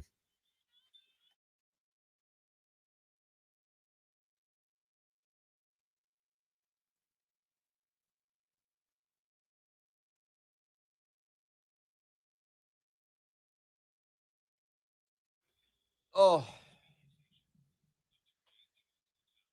There you go. Here's your picks for the weekend. Brian did do. Aside from Colorado State, he was all over it last week. I might have taken Texas A&M in the first half minus the 11.5. I did not give him credit for that, but he was all over that one too. Let's see.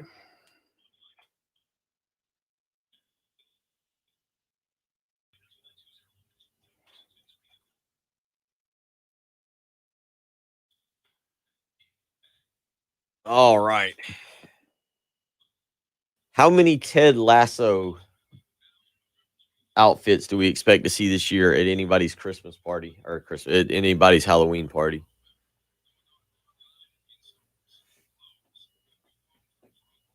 I think there'd be probably quite a few. We'll definitely get our picks in. We will roll through.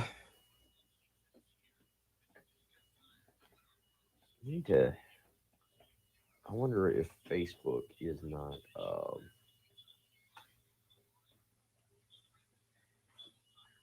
putting out a thing here. If what? Well, it's strange that we're not picking up quite as many viewers off of the Facebook page. I was just looking. Nope, that's right.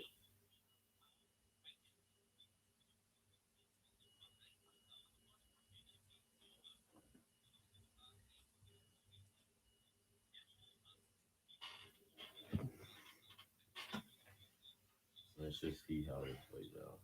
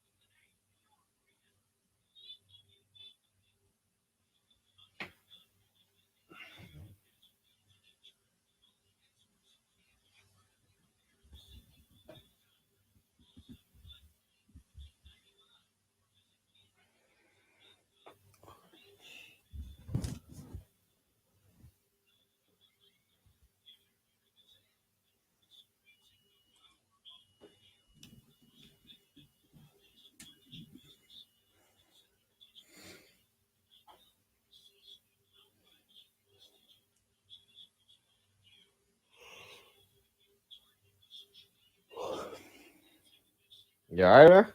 Need some rest? My legs are just real tight.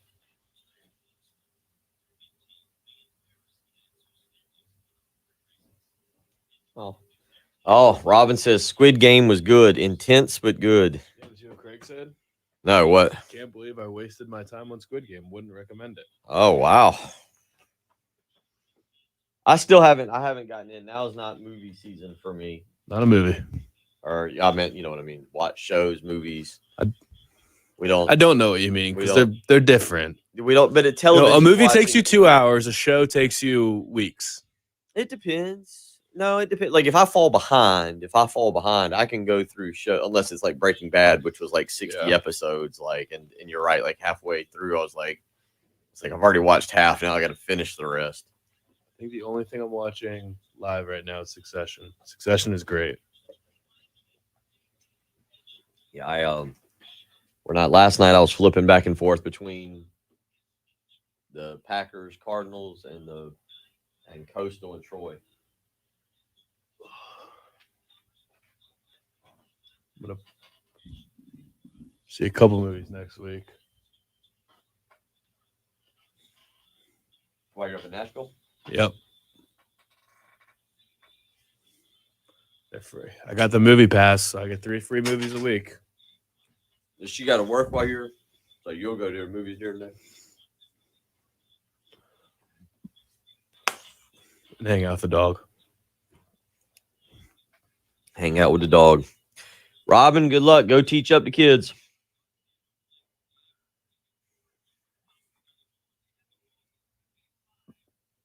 Cheesecake. Cheesecake's the Thanksgiving Christmas snack. It's not the Halloween snack, Alan. We could make a movement to make it a Halloween thing. We don't make movements at this point. We just allow things develop naturally, Jen.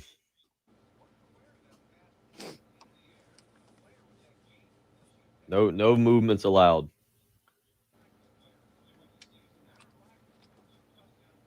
Is there a way to? I wonder. Game, what's your name?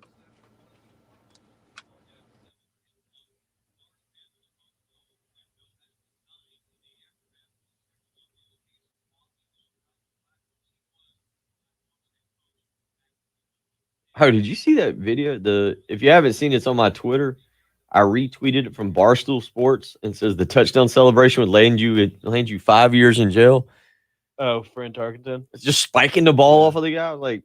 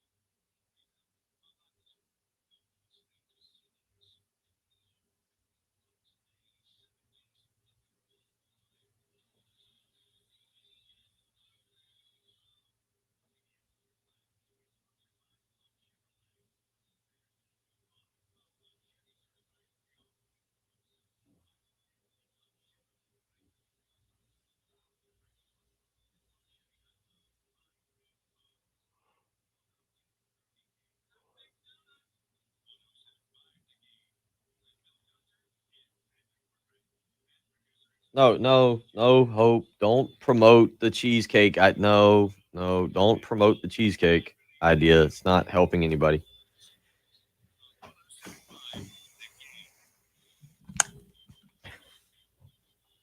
Hour number 3 is upon us. Starts off poorly on the live stream. Go visit the live stream if you haven't. YouTube.com, search 1075 The Game. Hope informing us we're 10 subscribers away from 900. So get in there, give us a subscribe. I'm sure Chris Deering is already subscribed. We'll check on that in just a minute. Chris Deering coming up here in about a minute and a half to give us the high school report for tonight. But yeah, go to 1075 The Game's YouTube page, click on the subscribe button and watch. You can also go to the 1075 The Game Facebook page and check us out there. But yeah, Alan weighing in, and this is such a bad take, Alan, on the live stream. This is why you got to be a part of the live stream so you can just yell at people. Alan, who's a resident, a great part of the live stream, but just messing everything up today, says, I'm going to be that guy and say, forget the candy, just give me cheesecake. Don't hate me. And then Hope helps him with this and says pumpkin cheesecake, which that sounds awful, by the way. Just it's not bad. or any cake for Thanksgiving or Christmas, that doesn't sound delicious at all. Not surprised you would say it's okay. Person who's riding around with an elephant head in the back of her car. Just for today. We haven't really touched on that enough today. I should go get it, shouldn't I? Should I wear it You for should. the last hour? You should for the last hour. Yes, that's exactly what we did. It's just Jen with the elephant head on. The closet Alabama fan that is Jen Jensen. Right, there you go. 803 brought my ring hat. 803-404-6100. How you can join us this morning. Candy discussion weighing heavily on the show. Big thank you to Brian Edwards for joining us just a second ago to give his picks for the weekend. Anything you missed, Jen does a phenomenal job. She puts it up on the podcast. So even this upcoming segment with Chris will be up on the podcast page in case something happens. You got a meeting. You got to get out of your car. You don't get to hear all the great takes from Chris Deering on what's going on with tonight's high school report. If you missed Brian Edwards with Vegas Insider and his great look at this coming weekend, you can catch that on the podcast page. And coming up in about 35 minutes, Jim Powell, Braves announcer, will join us. And again, if you got to get out of the car, you got to miss something, you can go to our 1075 The Game website and click the podcast page and hear all of these interviews. Jen does a great job, works very diligently to get them up after the show. Please do not let her down. Go listen there. Again, you can always check out the live stream as well. You can even go back throughout the day and listen and watch anything that you've missed right there. 803-404-6100. Let's get out to those Love Chevy phone lines. We're joined now by the man, Chris Deering. And Chris, it's hard to believe we're here. I know you have covered high school football for a long time before they wore face masks, but the season just seems to speed up more and more and more every year. And here we are, the final week of the regular season. Hard to believe we've reached this point. It feels like just the other day we were kicking off in August. Yeah, I mean, really it was, and it's gotten here quick. We had to obviously battle some COVID situations early in the year, and as much as I think a lot of people expected once region games started, you didn't see many COVID activities. You saw a few, but not near as many as you did early in the season, and we've been able to finish another year under that situation, and here we are, week 10 or week 11, whatever you want to call it. I don't like to call it week 0 when we start the season. So this is just the final regular season weekend for me. And a lot of teams are playing for playoff spots and home games, and a lot on the line tonight for the last Friday night of the season. Let's start on my side of town, the two schools that want to be Lexington's rival, but I will always recognize Irmo as the official rival. These are more of just our little brothers, White Knoll and River Bluff. And it's a big game because the loser tonight misses out on the postseason. The winner heads to Sumter next week. White Knoll at River Bluff. Your thoughts on that game tonight? Yeah, like I said, the loser has to put the pads up. It's been a tough year for both of these schools. I think both of them have had some injuries, some COVID issues. I think they missed some guys throughout the year. It's probably going to come down to which team wants to practice one more week and travel to Sumter next Friday and play another game, because I don't see either one of these getting past that. But again, at this point of the season, when you got games like this, it's a lot of want to, because I think these teams are pretty even. I might give a slight edge to River Bluff, but it'll be interesting to see who comes out the winner of that one and gets to play one more week. You can follow him on Twitter at cdeering82. Where are you at tonight? Where are you heading? You'll be happy about this. I'm going to Chapin in Lexington. Okay. A lot on the line in the team. Second place in the region behind Dutch Fork. A home playoff game next week. So a lot riding on that game, and a lot of talent in that game. So looking forward to heading over to Lexington. First time I've been over there this year. Real quick, I was going to get to that game, but since you're going there, and please, Lexington folk, welcome Chris with open arms. He's good people, and we need to show him a good time there. I think I've only been to that new stadium one time, so I'm a fantastic alumnus. But what is your opinion of that game? Great defense for Lexington. Bennett Galloway's been fantastic. Jaden, we've talked about Jaden Bradford. Your thoughts on that game? It is a matchup with, like I said, a great offense for Chapin and a great defense for Lexington. I like Chapin. The big three of Bennett Galloway, Jaden Bradford, and Xavier Short. Those guys can play with anybody. So I find that I don't know if Lexington can slow them down as much as they've slowed some other people down. It'll be interesting if they can. If you can take one element away, even take Bennett out of the running game, take Short out of the passing game. You might have an advantage there. So that should be interesting. Lexington's done it most of the year with the two backup running backs. They should be able to move the ball against Chapin. So, I expect some points to be scored in this one. I don't expect a 50 to 42 shootout or anything, but I can see both teams getting in the upper 20s and 30s here. Again, he's Chris Deering joining us this morning here. Follow him this afternoon or tonight, Lexington and Chapin over at Lex. I don't know if we have a name for that stadium. They haven't requested that I add input, so I have no idea if there's a state, which is sad. I should have been on Perry Woolbright's list of finding out a name for that stadium. But it's not going to be the Gunter Stadium, just could so you be. know. Could be. We just need a pay raise. Money talks.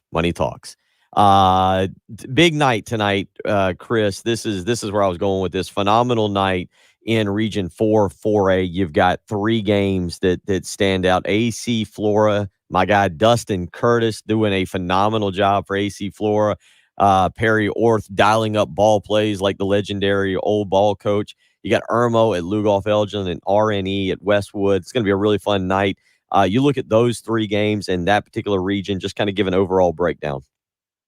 Well, going into last week, I went over to that Westwood and Irmo game, and that's been the game of the year for me so far. It was by far the best game I've been to.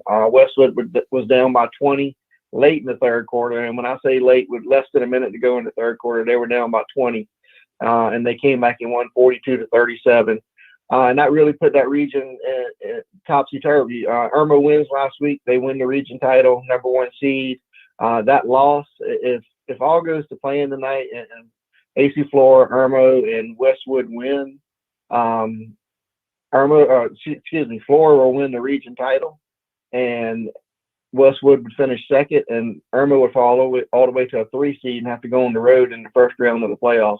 That was a big loss for them last week. I don't think I know. I will tell you that the Florida coaches, our friend Perry Orth and Dustin Curtis, they were texting me, sending me messages on Twitter.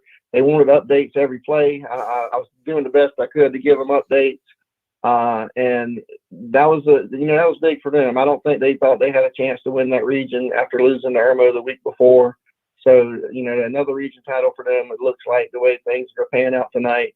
And Westwood will be the 2 seed, and Irmo will be a 3 seed. So big loss for Irmo last week, but yeah, that's a pretty good region with those three top teams right there. Give us a quick breakdown. Did we get the pronunciation of the Irmo linebacker / safety, and then give us, if you can, just a quick breakdown on what you saw from him and what South Carolina may be getting? I did not get the correct pronunciation because when teams lose, I don't like to ask those type of things. Seems fair. Seems fair. I did talk to Aaron Brand before the game and the defense coordinator over there, Coach Reynolds, and he's really a freakish athlete. And I watched him on quite a few plays, and he lined up anywhere from middle linebacker to outside linebacker, defensive end. He played some safety. He was all over the field, just depending on the situation. And he's a legit player. He's a Power 5 guy without question. And he's going to be, if he sticks with South Carolina, he's going to be a big contributor to that team, I believe. But he impressed me just for the fact that he was able to line up in all those different positions and create havoc for Westwood on a couple of plays. So he's a legit player without a question. A few other to get to here very quickly. Some good Midlands games. Newberry at Gray Collegiate. KZ Adams, a finalist for Mr. Football. KZ Adams, I think you've agreed with me, the most underrated player probably in the Midlands. Newberry there tonight. Your thoughts on that? Yeah, he might be the most underrated player in the state. He is a Mr. Football finalist. 4 years, the kid's rushed over 1,000 yards every year. He's got a chance to go over 2,000 a night. He's got to have a big night. He's got a chance to get there with some of the games he's had. Gray Collegiate, they didn't get to play last week. They had a game canceled, but with Eau Claire, they can win the region outright tonight. And if Newberry wins, they'll win the region, and Gray will finish second. Last game for Phil Strickland at Newberry, legendary coach in South Carolina, has won well over 300 games, and one of the nicest guys you'll meet. I hate to see him step out of the profession, but he's been great to deal with over the years. And but Gray, I think Gray wins this one, and they march on in the playoffs. And there's just I don't see much of a chance where we don't get a Gray Abbeville playoff game, and I think that's what everybody in Class 2A is looking forward to. One more to get to very quickly. Ridgeview at Blythewood. Again, playoff implications. A lot of games, Chris, across the Midlands with playoff implications. It's going to be a fun, really, really fun night. And good luck to all those athletes out there, coaches, everybody participating, and even parents of the kids tonight. It's going to be a fun night. But Ridgeview at Blythewood, Region 4, 5A. Yeah, another game. A lot of times coming into the last week, we've already penciled teams in the playoff brackets, and haven't been able to do that this year because there's still a lot riding on tonight. The loser of this is probably out, and Ridgeview, I do think, is playing a little bit better. I saw them earlier in the year, and a lot of talent on that team. They just weren't able to put it together early. They beat Rock Hill last week pretty handily, so maybe they've gotten straightened out. They were a top 10 team preseason. And so that could be a dangerous opponent if they can get by Blythewood tonight and get into the playoffs. Blythewood's had some injuries, especially at the quarterback position. So it's been a little bit of a struggle, but it'll be interesting to see how that game ends up. And again, either one of those teams maybe can sneak in the playoffs and make a little bit of noise as a 3 seed coming out of that region. Chris, we appreciate everything you do. It really is incredible that we've reached this point in the season. But playoffs next week, a whole new season begins in the March toward the state championship. Good luck tonight. Enjoy Lexington. Good restaurants over there, buddy. Get out early. I'm trying to get there by about 5:30 so I can get something to eat before going in. But maybe, shoot me some recommendations. Yeah, I can do that. Well, good luck tonight. Stay safe. And again, if you want to follow him on Twitter, at CDeering82 is the way to do that. Be safe, and we will speak with you again next week. Sounds good. You guys have a great weekend. You too. Chris Deering joining us this afternoon or this morning.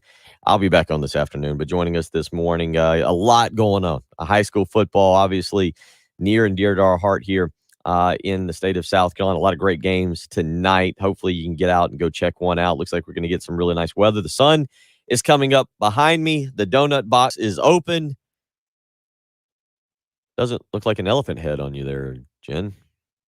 It's either that or, boy, have you you need to go to the live stream. Looks like a Mardi Gras elephant. What's been going on with that elephant? Yeah, you can go check that out in the break. You're listening to the early game on 107.5 The Game.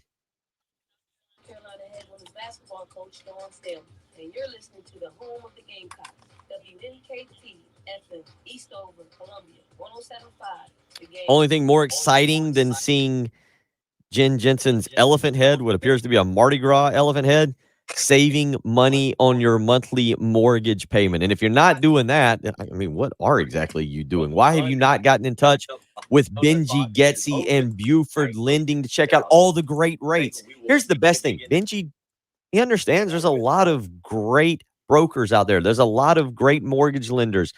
He just wants to show you what he can do. He offers you a free consultation anytime, day or night. 843-524-2404. He's not trying to hide anything from you. He's not trying to get money up front. He's trying to work with you to show you what Buford Lending can do for you and your family and how he can help you save money. The refinancing opportunities right now are saving clients an average of $300 to $500 per month. And all Benji wants is the opportunity to show you what he and Buford Lending can do for free.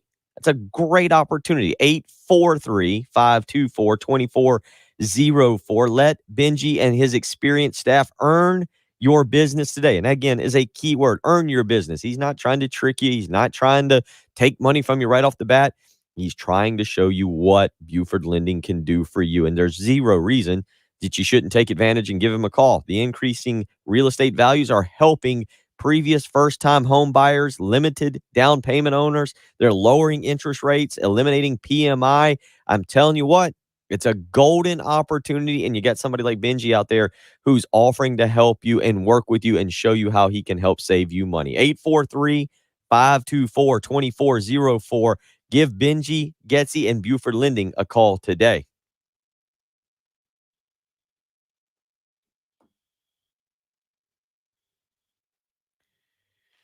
All right. Pick'ems.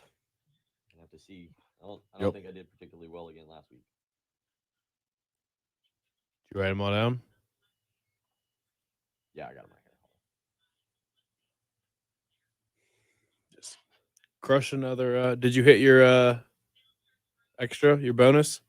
Say. All right. I hate to admit this. I might not have written them down. I wrote down our picks. I didn't write down the bonus. I know for a fact I hit mine because it wasn't even close. What was yours? The LSU Ole Miss under 76. Yeah. Right. If I didn't write this down. I mean, we can always go back and check. You remember what mine was? Any chance you remember? Your lock? Yeah. No. I can look. Oh, let's see here. Why did I take UCLA minus 1.5? That seems like an awful pick just without looking.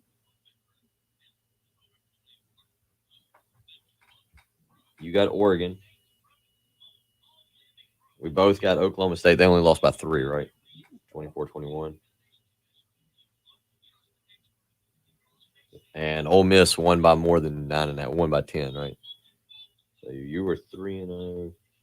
Let's see. Oh, you took Clemson. Yep. 3-1, 3-1. Stupid me. Why did I take South Carolina? What was I thinking? I don't know. I think I picked them to like cover late. Yeah, you did. So I went 3. You went 4-1. See, that's 6 points for you last week. 6 points on top of your 4. You're at 10. And I need to go. We need to go back and listen and see what my lock was. Yep. I don't just Fast forward to the. Yeah. Let me see.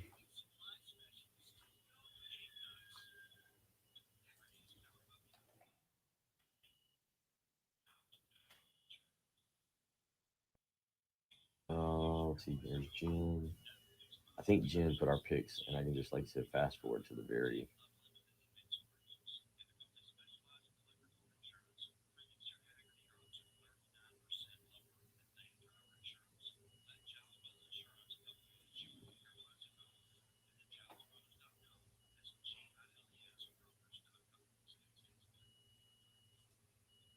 Are you serious? She didn't.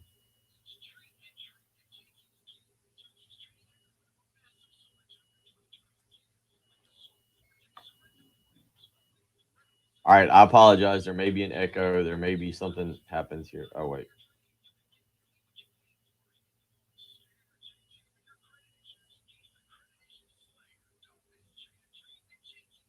All right, I have to go back and look later.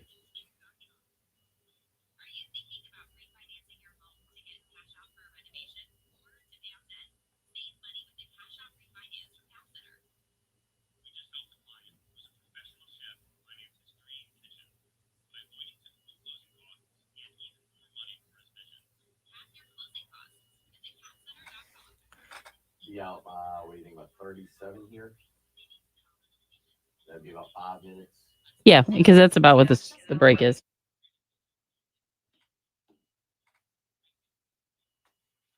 Guess I should pick a lock. You got yours? Yep.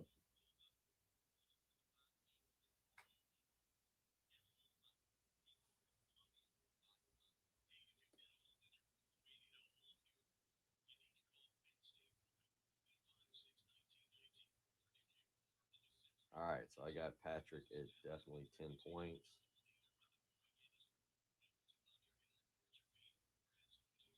And that first week I did not do very well.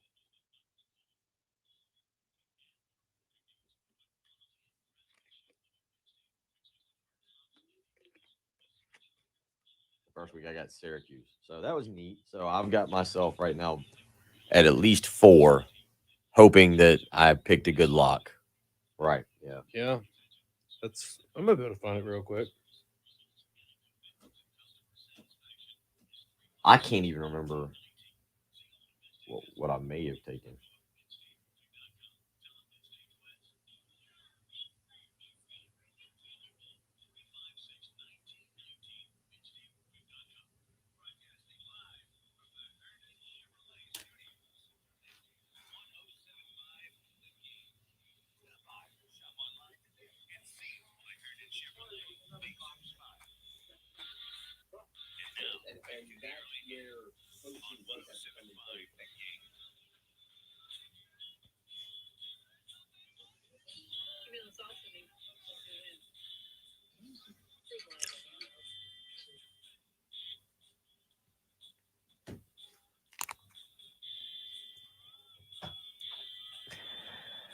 Well, number one, I don't know anything about that song. That's a first time here for me.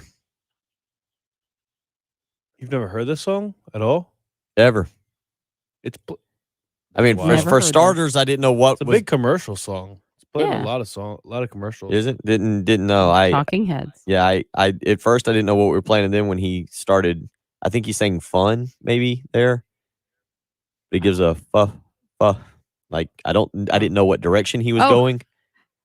I try to, Thank you. Yeah, Really I just careful. checking. I was just checking. I wasn't sure. I need to keep my job at least another day. I appreciate it. Yeah, just get through the next 30 minutes. Mhm. 803-404-6100, the Halloween Eve weekend episode of the early game. Big thank you to Chris Deering for breaking down what should be a really fun night of high school football across the Midlands here. Good luck again to all those teams out there, especially Lexington. I want to remind you, Trans-Siberian Orchestra coming back to Columbia Wednesday, December 8th, Colonial Life Arena. A portion of the proceeds will benefit Family Promise of the Midlands, a charity that aims to help families experiencing homelessness in their quest to achieve sustainable independence. Tickets on sale now. Again, that's Trans-Siberian Orchestra back in Columbia Wednesday, December 8th at Colonial Life Arena. 803-404-6100. Now is that special time of the week. We've already listened to Brian Edwards. We've listened to Chris Deering. Now you listen to Patrick Perrette and I. Patrick is dominating the picks contest. Did you find my lock of the week? Did you get that? No, I have to listen to Okay. it. Yeah, we'll listen. We forget. I don't know what my lock of the week was. Odds the way last weekend went in Vegas, I'm going to just go out on a limb and say I did not win it. So, we'll investigate that. As of right now, we know for a fact Patrick Perrette has 10 points. We know for a fact I have at least 6, maybe with the opportunity to win 8. Either way, I'm losing. Patrick is whipping me quite soundly here in our picks contest, which probably means the way it's going, given that we've yet to really come up with a plan for the loser, I'm thinking it's going to be some kind of jalapeno pizza from something extremely spicy that Brian Glenn will Well, whip up. Based off past history. It's a new year. I'll make up. Everybody I'll knows- make up. Everybody knows what I was going to say. Yeah. All right. 803-404-6100. Right now, though, we give picks. Patrick has lined us up 5 games for the day. What do you got? Let's start with number 1. Let's start with the biggest. Okay. The biggest spread we got, and that's the Penn State Ohio State. You want to start this one, or you want me to start? Go ahead. I think I will take Penn State to cover it. I think Ohio State probably wins. No, never mind. I changed my mind. I'm taking Ohio State. I don't care. I think Penn State stinks. I think they kind of stink. I think they're fraudulent. But I was thinking, you know what, they're going to probably cover backdoor or something like that. No, I think Ohio State will make a statement. They're just too good. They're way more talented than Penn State. I think Penn State's terrible. I think the discussion about James Franklin's job status has got to him a little bit. I'm with you. I think that Ohio State's just crushing everything. It's a night game. It's in the shoe. We're both going against Brian Edwards, which I'm not real crazy about. Because that's what I was thinking about too. The first time I was like, you know what, he knows it. No, I don't care. I'm gonna follow. I'm gonna follow you on that. I'm gonna follow. I already like that one. I think Ohio State bludgeons Penn State tomorrow night to get. It's a 7:30 game on ABC. Give me Ohio State. All right, stay in the Big Ten then, because this one, I think I'm also gonna go against Brian Edwards, Michigan State. One of these is gonna be wrong. Maybe probably both of them, but maybe I just don't know enough about Michigan State, but it's just tough for me to believe that they're this much better than just what a 2-win team in a shortened season. You going Michigan? I'm going Michigan. Kenny Walker, the running back for Is that Michigan. it? That's the reason they're so good. One running back. They've been solid. You look at their record. The win over Miami's not as impressive now as it was down there. Miami's smelly at football. They got past Rutgers. It was a 5-point win against an Indiana team. Indiana, by the way, is kind of in an interesting situation because all their losses this year, their 5 losses, the 5 teams have a combined 4 losses. Like Indiana has lost to Cincinnati. They've lost to Ohio State. Iowa is in there, I think, with 2 losses. I think they've lost to Penn State. I can't remember the exact losses they've had. I read it last night on Game Time on Heath's show. But Michigan State barely got past them. I just think something about Michigan feels different right now. I've watched them a couple times this year. I'm with you. Again, we're going with the road team in a rivalry game. Not only that, we're going against Brian Edwards again. I'm not crazy about it, but I'm taking Michigan. All right. We got 2 SEC games in Clemson. What do you want? What do you want to start with? Do you want to end with Clemson? We'll end with Clemson. Okay. Then we'll go with cocktail party. 14.5. Is that what we want to do? It's right around 14. That's fine with me. I don't care what the number is. I'm going to pick Georgia every single week. I just don't care. They're too good. I'm gonna take the 14.5. I'm gonna go with Brian Edwards on this. I think that's a lot. Florida's had 2 weeks to prepare. The back is against the wall.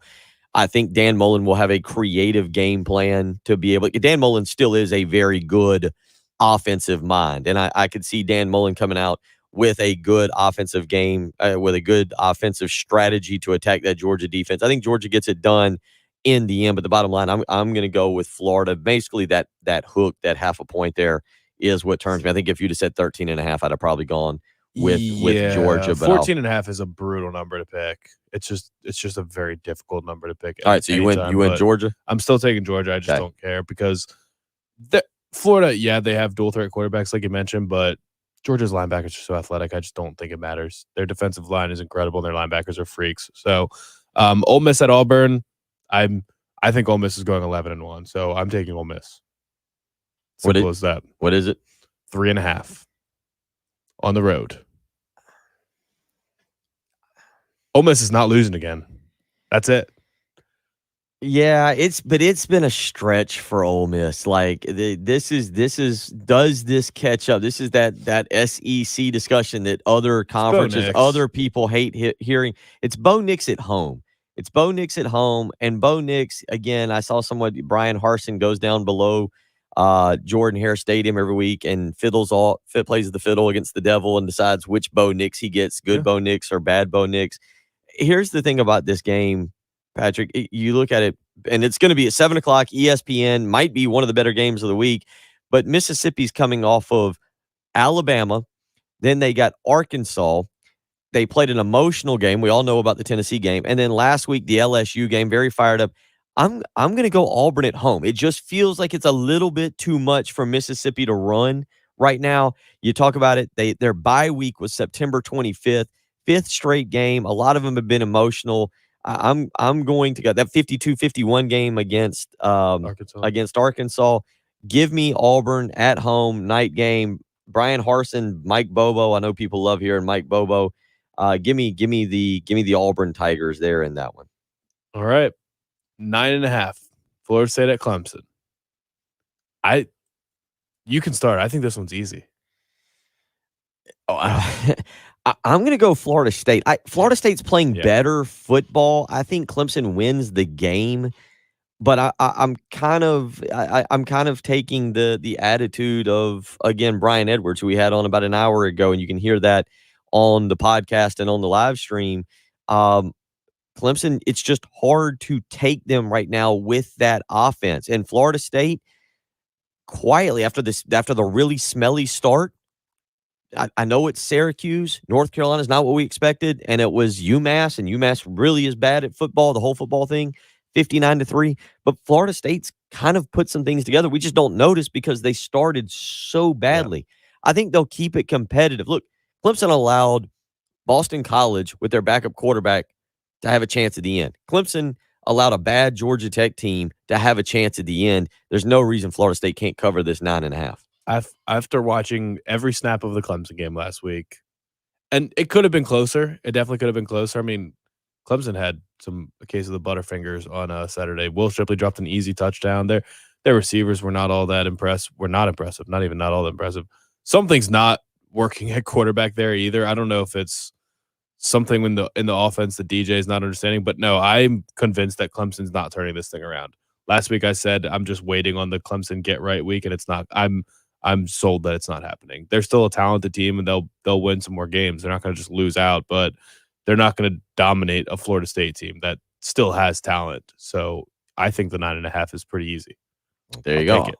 All right. So we've got our picks for the week. We're going to give you our lock of the week. Our picks, both of us are taking Michigan minus the 4.5 at Michigan State. Both of us on Ohio State minus 18.5 at home against Penn State. That'll be your 7:30 ABC game. Florida, Georgia, we're split on. I'm taking the 14.5. I'm taking that hook. Patrick's going with Georgia. We are split on Mississippi and Auburn. I went Auburn minus the 3, and it's minus 3.5, right? 3.5. Give me 3.5. All right. Yep. And then you took Mississippi minus or plus the 3.5. That hook could come in play there. I'm going to take a chance with that. And then we're both on Florida State plus 9.5 at Clemson. What's your pick of the week here for your lock of the week? All right, I think my lock of the week is going to be a total every single week, and Okay. this one I think is an overreaction from a just shootout of epic proportions last week. Duke Wake Forest is at 71.5 right now. Saw that. I'm going to take the under. Okay, not a bad pick there. Not a bad pick. I'm gonna take a chance here. I've gone to the well on this team 2 weeks ago, and they really let me down in a bad spot. I'm going back to them because I do like Greg Schiano, and I like Rutgers. The line has moved from Illinois -2 to Rutgers -1.5. Illinois is coming off of the big emotional victory. Everybody's praising Brett Bielema. Hey, good job. You criticized your players, and they stood up. You didn't just love on them and you coached them hard.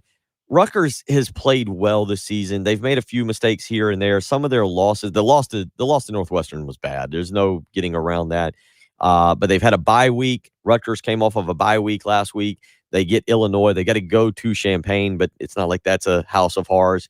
I'll take Rutgers minus the 1.5 there, and you've got the under in the Duke Wake Forest game. And what was that? 71? 71. All right. So Under. I guess are we going to bump it up or bump it down? I don't really care. It's not hitting 70. You're winning. It becomes 70.5. You're winning right now. Okay. It's written down. It's in stone. There you go. There is the early game picks of the week. Again, Michigan, Ohio State, and Florida State. Both of us are on. We are split. I take Florida. Patrick takes Georgia. We are split. Mississippi for Patrick, Auburn for me. He likes the under in Wake Forest, Duke. I like Rutgers minus 1.5 as our locks. If it's any consolation or if it helps you with your picks, Patrick is dominating 10 to at least 4. I may have 6. We got to go back and locate my pick of the week last week. 803-404-6100. Matt S. weighs in his lock of the week. South Carolina in the points versus bye week. Scott weighs in. He says over-under on Michigan State wins at the beginning of the year was 4. I think he's in good shape with that one. And then Jay weighs in.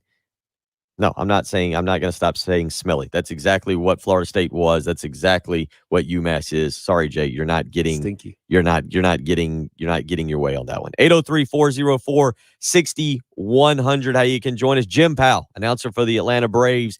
Game 3 tonight. We'll catch up with Jim Powell when we come back. You're listening to the early game on 107.5 The Game.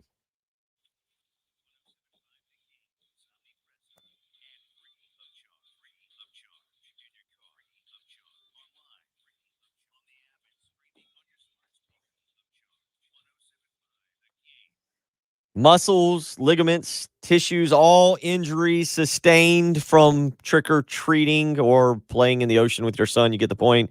It can come at any time. These are the type of injuries that you want to get rid of, that you want to get back to your regular lifestyle. And with QC Kinetics, that is exactly what you will get. Regenerative medicine that can help manage and heal pain. No steroids, no opioids. It's simple, get right surgery, not surgery, but simple get right techniques that will get you back to living the way you want to live. It's an absolute game changer. Don't believe me? Give QC Kinetics a phone call today. 803-281-6860.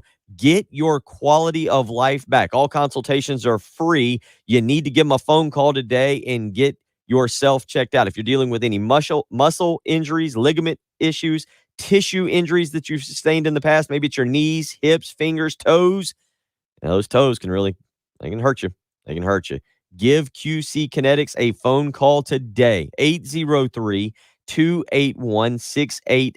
If things are not working for you, you're probably not doing them correctly. You need to call the doctors at QC Kinetics today. Again, here's the key part. No steroids, no opioids. It is a regenerative medicine that will help get you back to the way you want to live quickly with non-invasive therapy. 803-281-6860. That's QC Kinetics.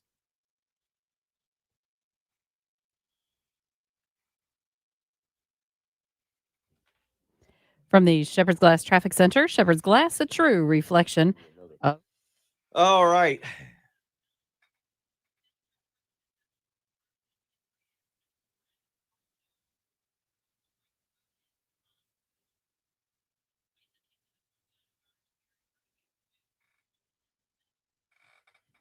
Oh.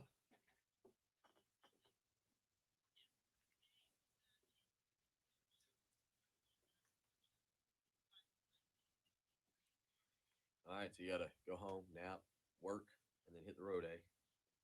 Yeah, I'm gonna sleep as much as possible today because I do not want to be falling asleep on the road. I'm gonna be probably leaving at like 5 a.m. I might run upstairs. So yeah, they were like, "Hey, we need your thing back. We need your access back because we got to give it to women's basketball." I'm like, "Well, Well, we can. Mine doesn't work. It has to be wired in. oh really?" So we can go back and forth with that one. I mean, I don't like the only like it worked. Reed did good. I mean, I had no problem with him. Super nice guy. Like he would kind of tell me, he's like, "Hey, I'm gonna take a traffic break right before you come back." Like, I don't know if just like you said throughout the week he's kind of gotten the hang of it. How is there not more access? I mean, that is. There should have been like 6 or 7. They might just be telling me they want mine back just to get back, like, which is fine. I'm not gonna argue with that, but I don't. I'm doing the Friday after. I'm definitely doing Friday after Thanksgiving. Yeah, just make sure you got one. Well, and that's what I'm saying. Like, I'm supposed to go to a little concert tonight, and so Justin will have to come meet me in the middle of Lexington. Pick it up. I think his show doesn't start till 9, and then I'm pretty wide open all weekend.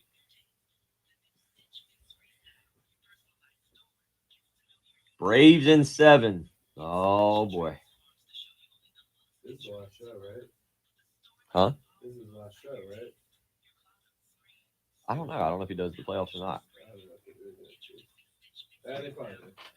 Hope you're such an interesting person. You can be. I see you on Twitter when the Braves you fall apart with the Braves. Now you're picking Clemson to win by 10-20. Is Hope negative? Hope is kind of negative. Hope actually might be negative. Hope is actually just She said she was apathetic about South Carolina. Doesn't really care anymore. We're gonna have we gotta keep an eye on Hope. Just that grandbaby. You gotta teach that grandbaby positivity. Gotta be more positive. Oh, and then Raphael just comes in even worse. That's jeez. I actually think the Braves win tonight. I don't know if they win the series, but I think they win tonight. I can tell you are as the sign of a new grandmother. Emotions all over the place. Good grief. Get some wine or some bourbon for tonight. Don't need to teach him new words just yet. It's been a weird week. We've been able to avoid most of the Carolina talk. Get back into it next week with Florida coming to town. Jason Brown's gonna start at quarterback. Jim's ready. We're all gonna be fired up again. Jason Brown.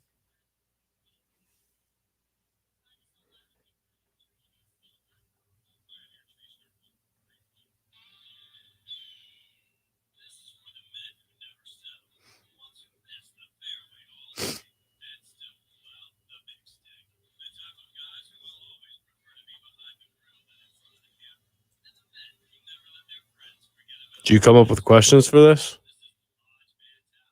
Huh? Did you come up with questions for this? What do you mean? I don't For know this anything. segment? Yeah. Just talk the World Series. I don't know anything about the Braves. And he's also excited about the Georgia-Florida game. Okay, good.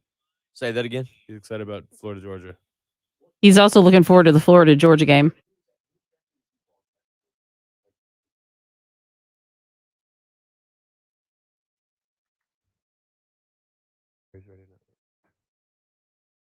Oh, Jen. There we go.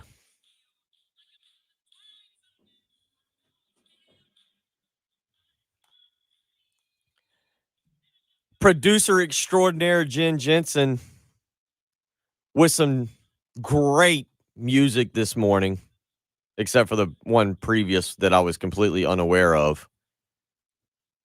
It's good Talking Halloween Heads. music. Is this what's played at the Jensen Halloween Festival? Guess you'll have to be invited sometime. I never get invited. The person who's always invited to every party, Braves announcer Jim Powell, joining us this morning. Welcome in, Mr. Powell. What's the typical when you're invited to a Halloween party? What is the typical costume that you will break out of the closet for the party? You know, I'm not really a costume guy. I just show up with a picture of Bloody Marys, and everybody loves me.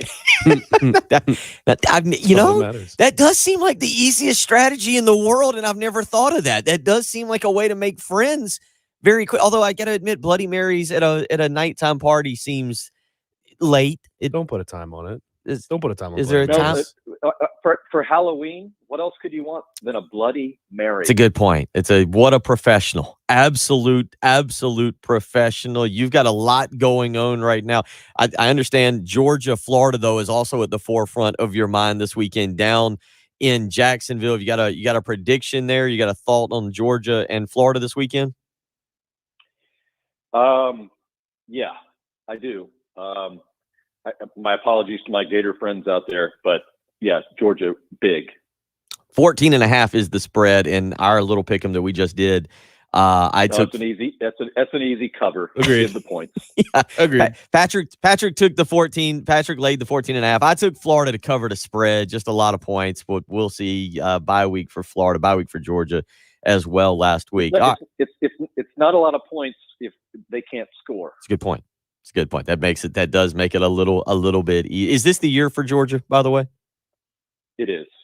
This is the best Georgia team I've ever seen in my lifetime. Yeah. And I didn't actually grow up a Georgia fan, but going to Athens, I got compromised, and here I am. So Patrick and I have discussed this going back to last week as the Braves were in the NLCS, and as it looked like Patrick was trying to jinx them when they were up 3-1 on the Dodgers, as it looked like they might be closing in on a World Series.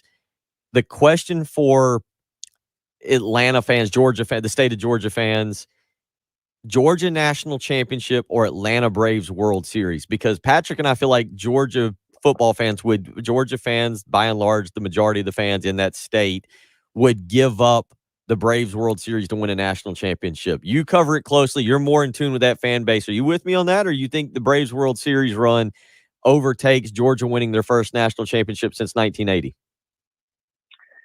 I can't really I can't fall into your question because you don't have to have one or the other. So, which I totally acknowledge that that's a great question to have for a morning show. But for me, I think the Braves winning World Series and Georgia beating Florida are both very doable. Those are two very makeable putts. The Braves are so interesting around here, though, because we've talked about it. Like, they are just the South's team. I mean, there's really no other MLB teams in the South. So there's confliction between South Carolina fans who hate Georgia and then the Braves, or maybe don't even like a lot of the other Atlanta teams, like Panthers fans that don't like the Falcons. But I will be happy for them. I grew up a Nats fan. That's why I was trying to jinx them. But for this Braves team, at what point did you know that this was a special season, or this team was something was different in the air? It was really after the trading deadline. Alex Anthopoulos, I think, did a maybe the best job I've ever seen a general manager do at the trading deadline. Even though once I looked at the moves that he made, I was like, well, I don't know what this does for the Braves. But then over time, obviously he's proven to be, incredibly smart about it. He filled in spots. He turned things into platoons. It was pretty amazing, really, what he did. This team couldn't get over 500. They were in third place. There's no chance that anybody thought that they were going to go to the playoffs. You had to win the East in order to make the playoffs at all, especially with an 80-something win record. So I don't think I've ever seen a series of moves that looked so unsexy become so sexy than what Alex Anthopoulos did. He's a genius. Jim Powell joining us, voice of the Braves Radio Network. Of course, I know many of you around here are familiar with him. Jim, the pitching, the staff right now, the injury to Charlie Morton, I think most Braves fans, what we've picked up and from doing this show is the concern. How do you look at this pitching staff? Ian Anderson going tonight, but now without Charlie Morton.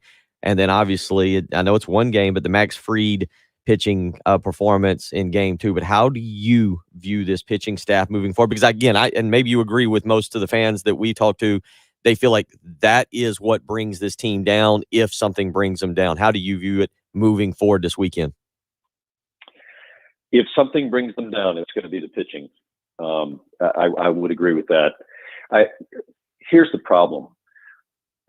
Charlie Morton is a great right-handed starter, and his absence, the Braves' inability to be able to use Charlie Morton for more innings, to cover more innings in this World Series, is a big problem, because the Braves are now looking at not just one, but probably 2 different bullpen games that they're going to have to put together. And unfortunately, the Braves bullpen is so left-handed, and the Astros kill lefties. So that to me is the crux of the matter: is can the Braves left-handed pitching out of that bullpen, as they piece together 2 different games where they've got to go through a bunch of different arms, and most of those arms are going to be left-handed. Can that hold up against the Astros? Because the Astros, again, they kill lefties. Looking at the lineup, you've got some guys who have performed extremely well, certainly in game 1, game 2, a little bit different. But if you're pointing at 1 or 2 guys in this lineup that have to get it done, that have to be the spark for this lineup to get runs early, and who are you pointing at? Are you going with a Freeman? Are you going with Soler Soler? I mean, who are we looking at that you point out that says that's the spark for the offense? I mean, it'd be great if Soler could find his wheels again. He missed a little time. It's not going to be that easy to just jump back in and be like he was after the Braves acquired him. But that would be a great spark. But honestly, 1 through 8, the Braves lineup is very capable. I mean, to me, it's not. I'm not too worried about the offense. I'm just worried about those lefties having to get out those Astros hitters. That to me is I'm not trying to be a Debbie Downer. I still think the Braves have a great chance to make this happen. I would never have guessed that the Braves would be in this position in the World Series with this year's team, with no Acuna and all the other adversity that has happened. This is a really resilient bunch.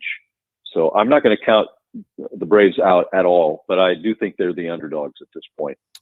Before we let you out, and very quickly, 22 years ago, Braves hosted their last World Series game. It happens again tonight at Truist Park.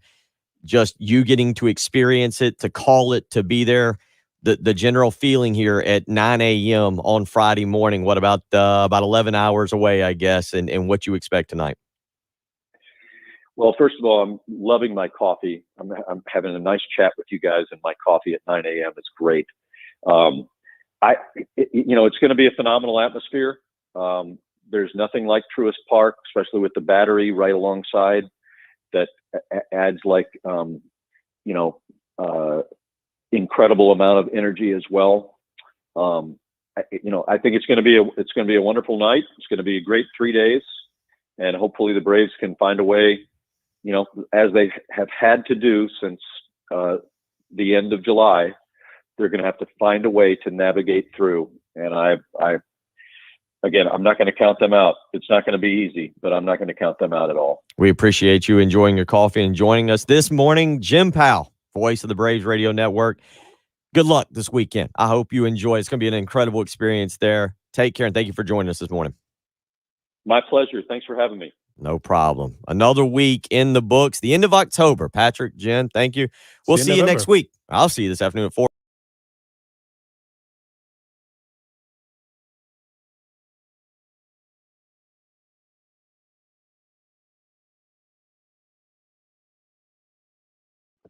All right. It's a wrap. That is a wrap. Live stream. See you Monday.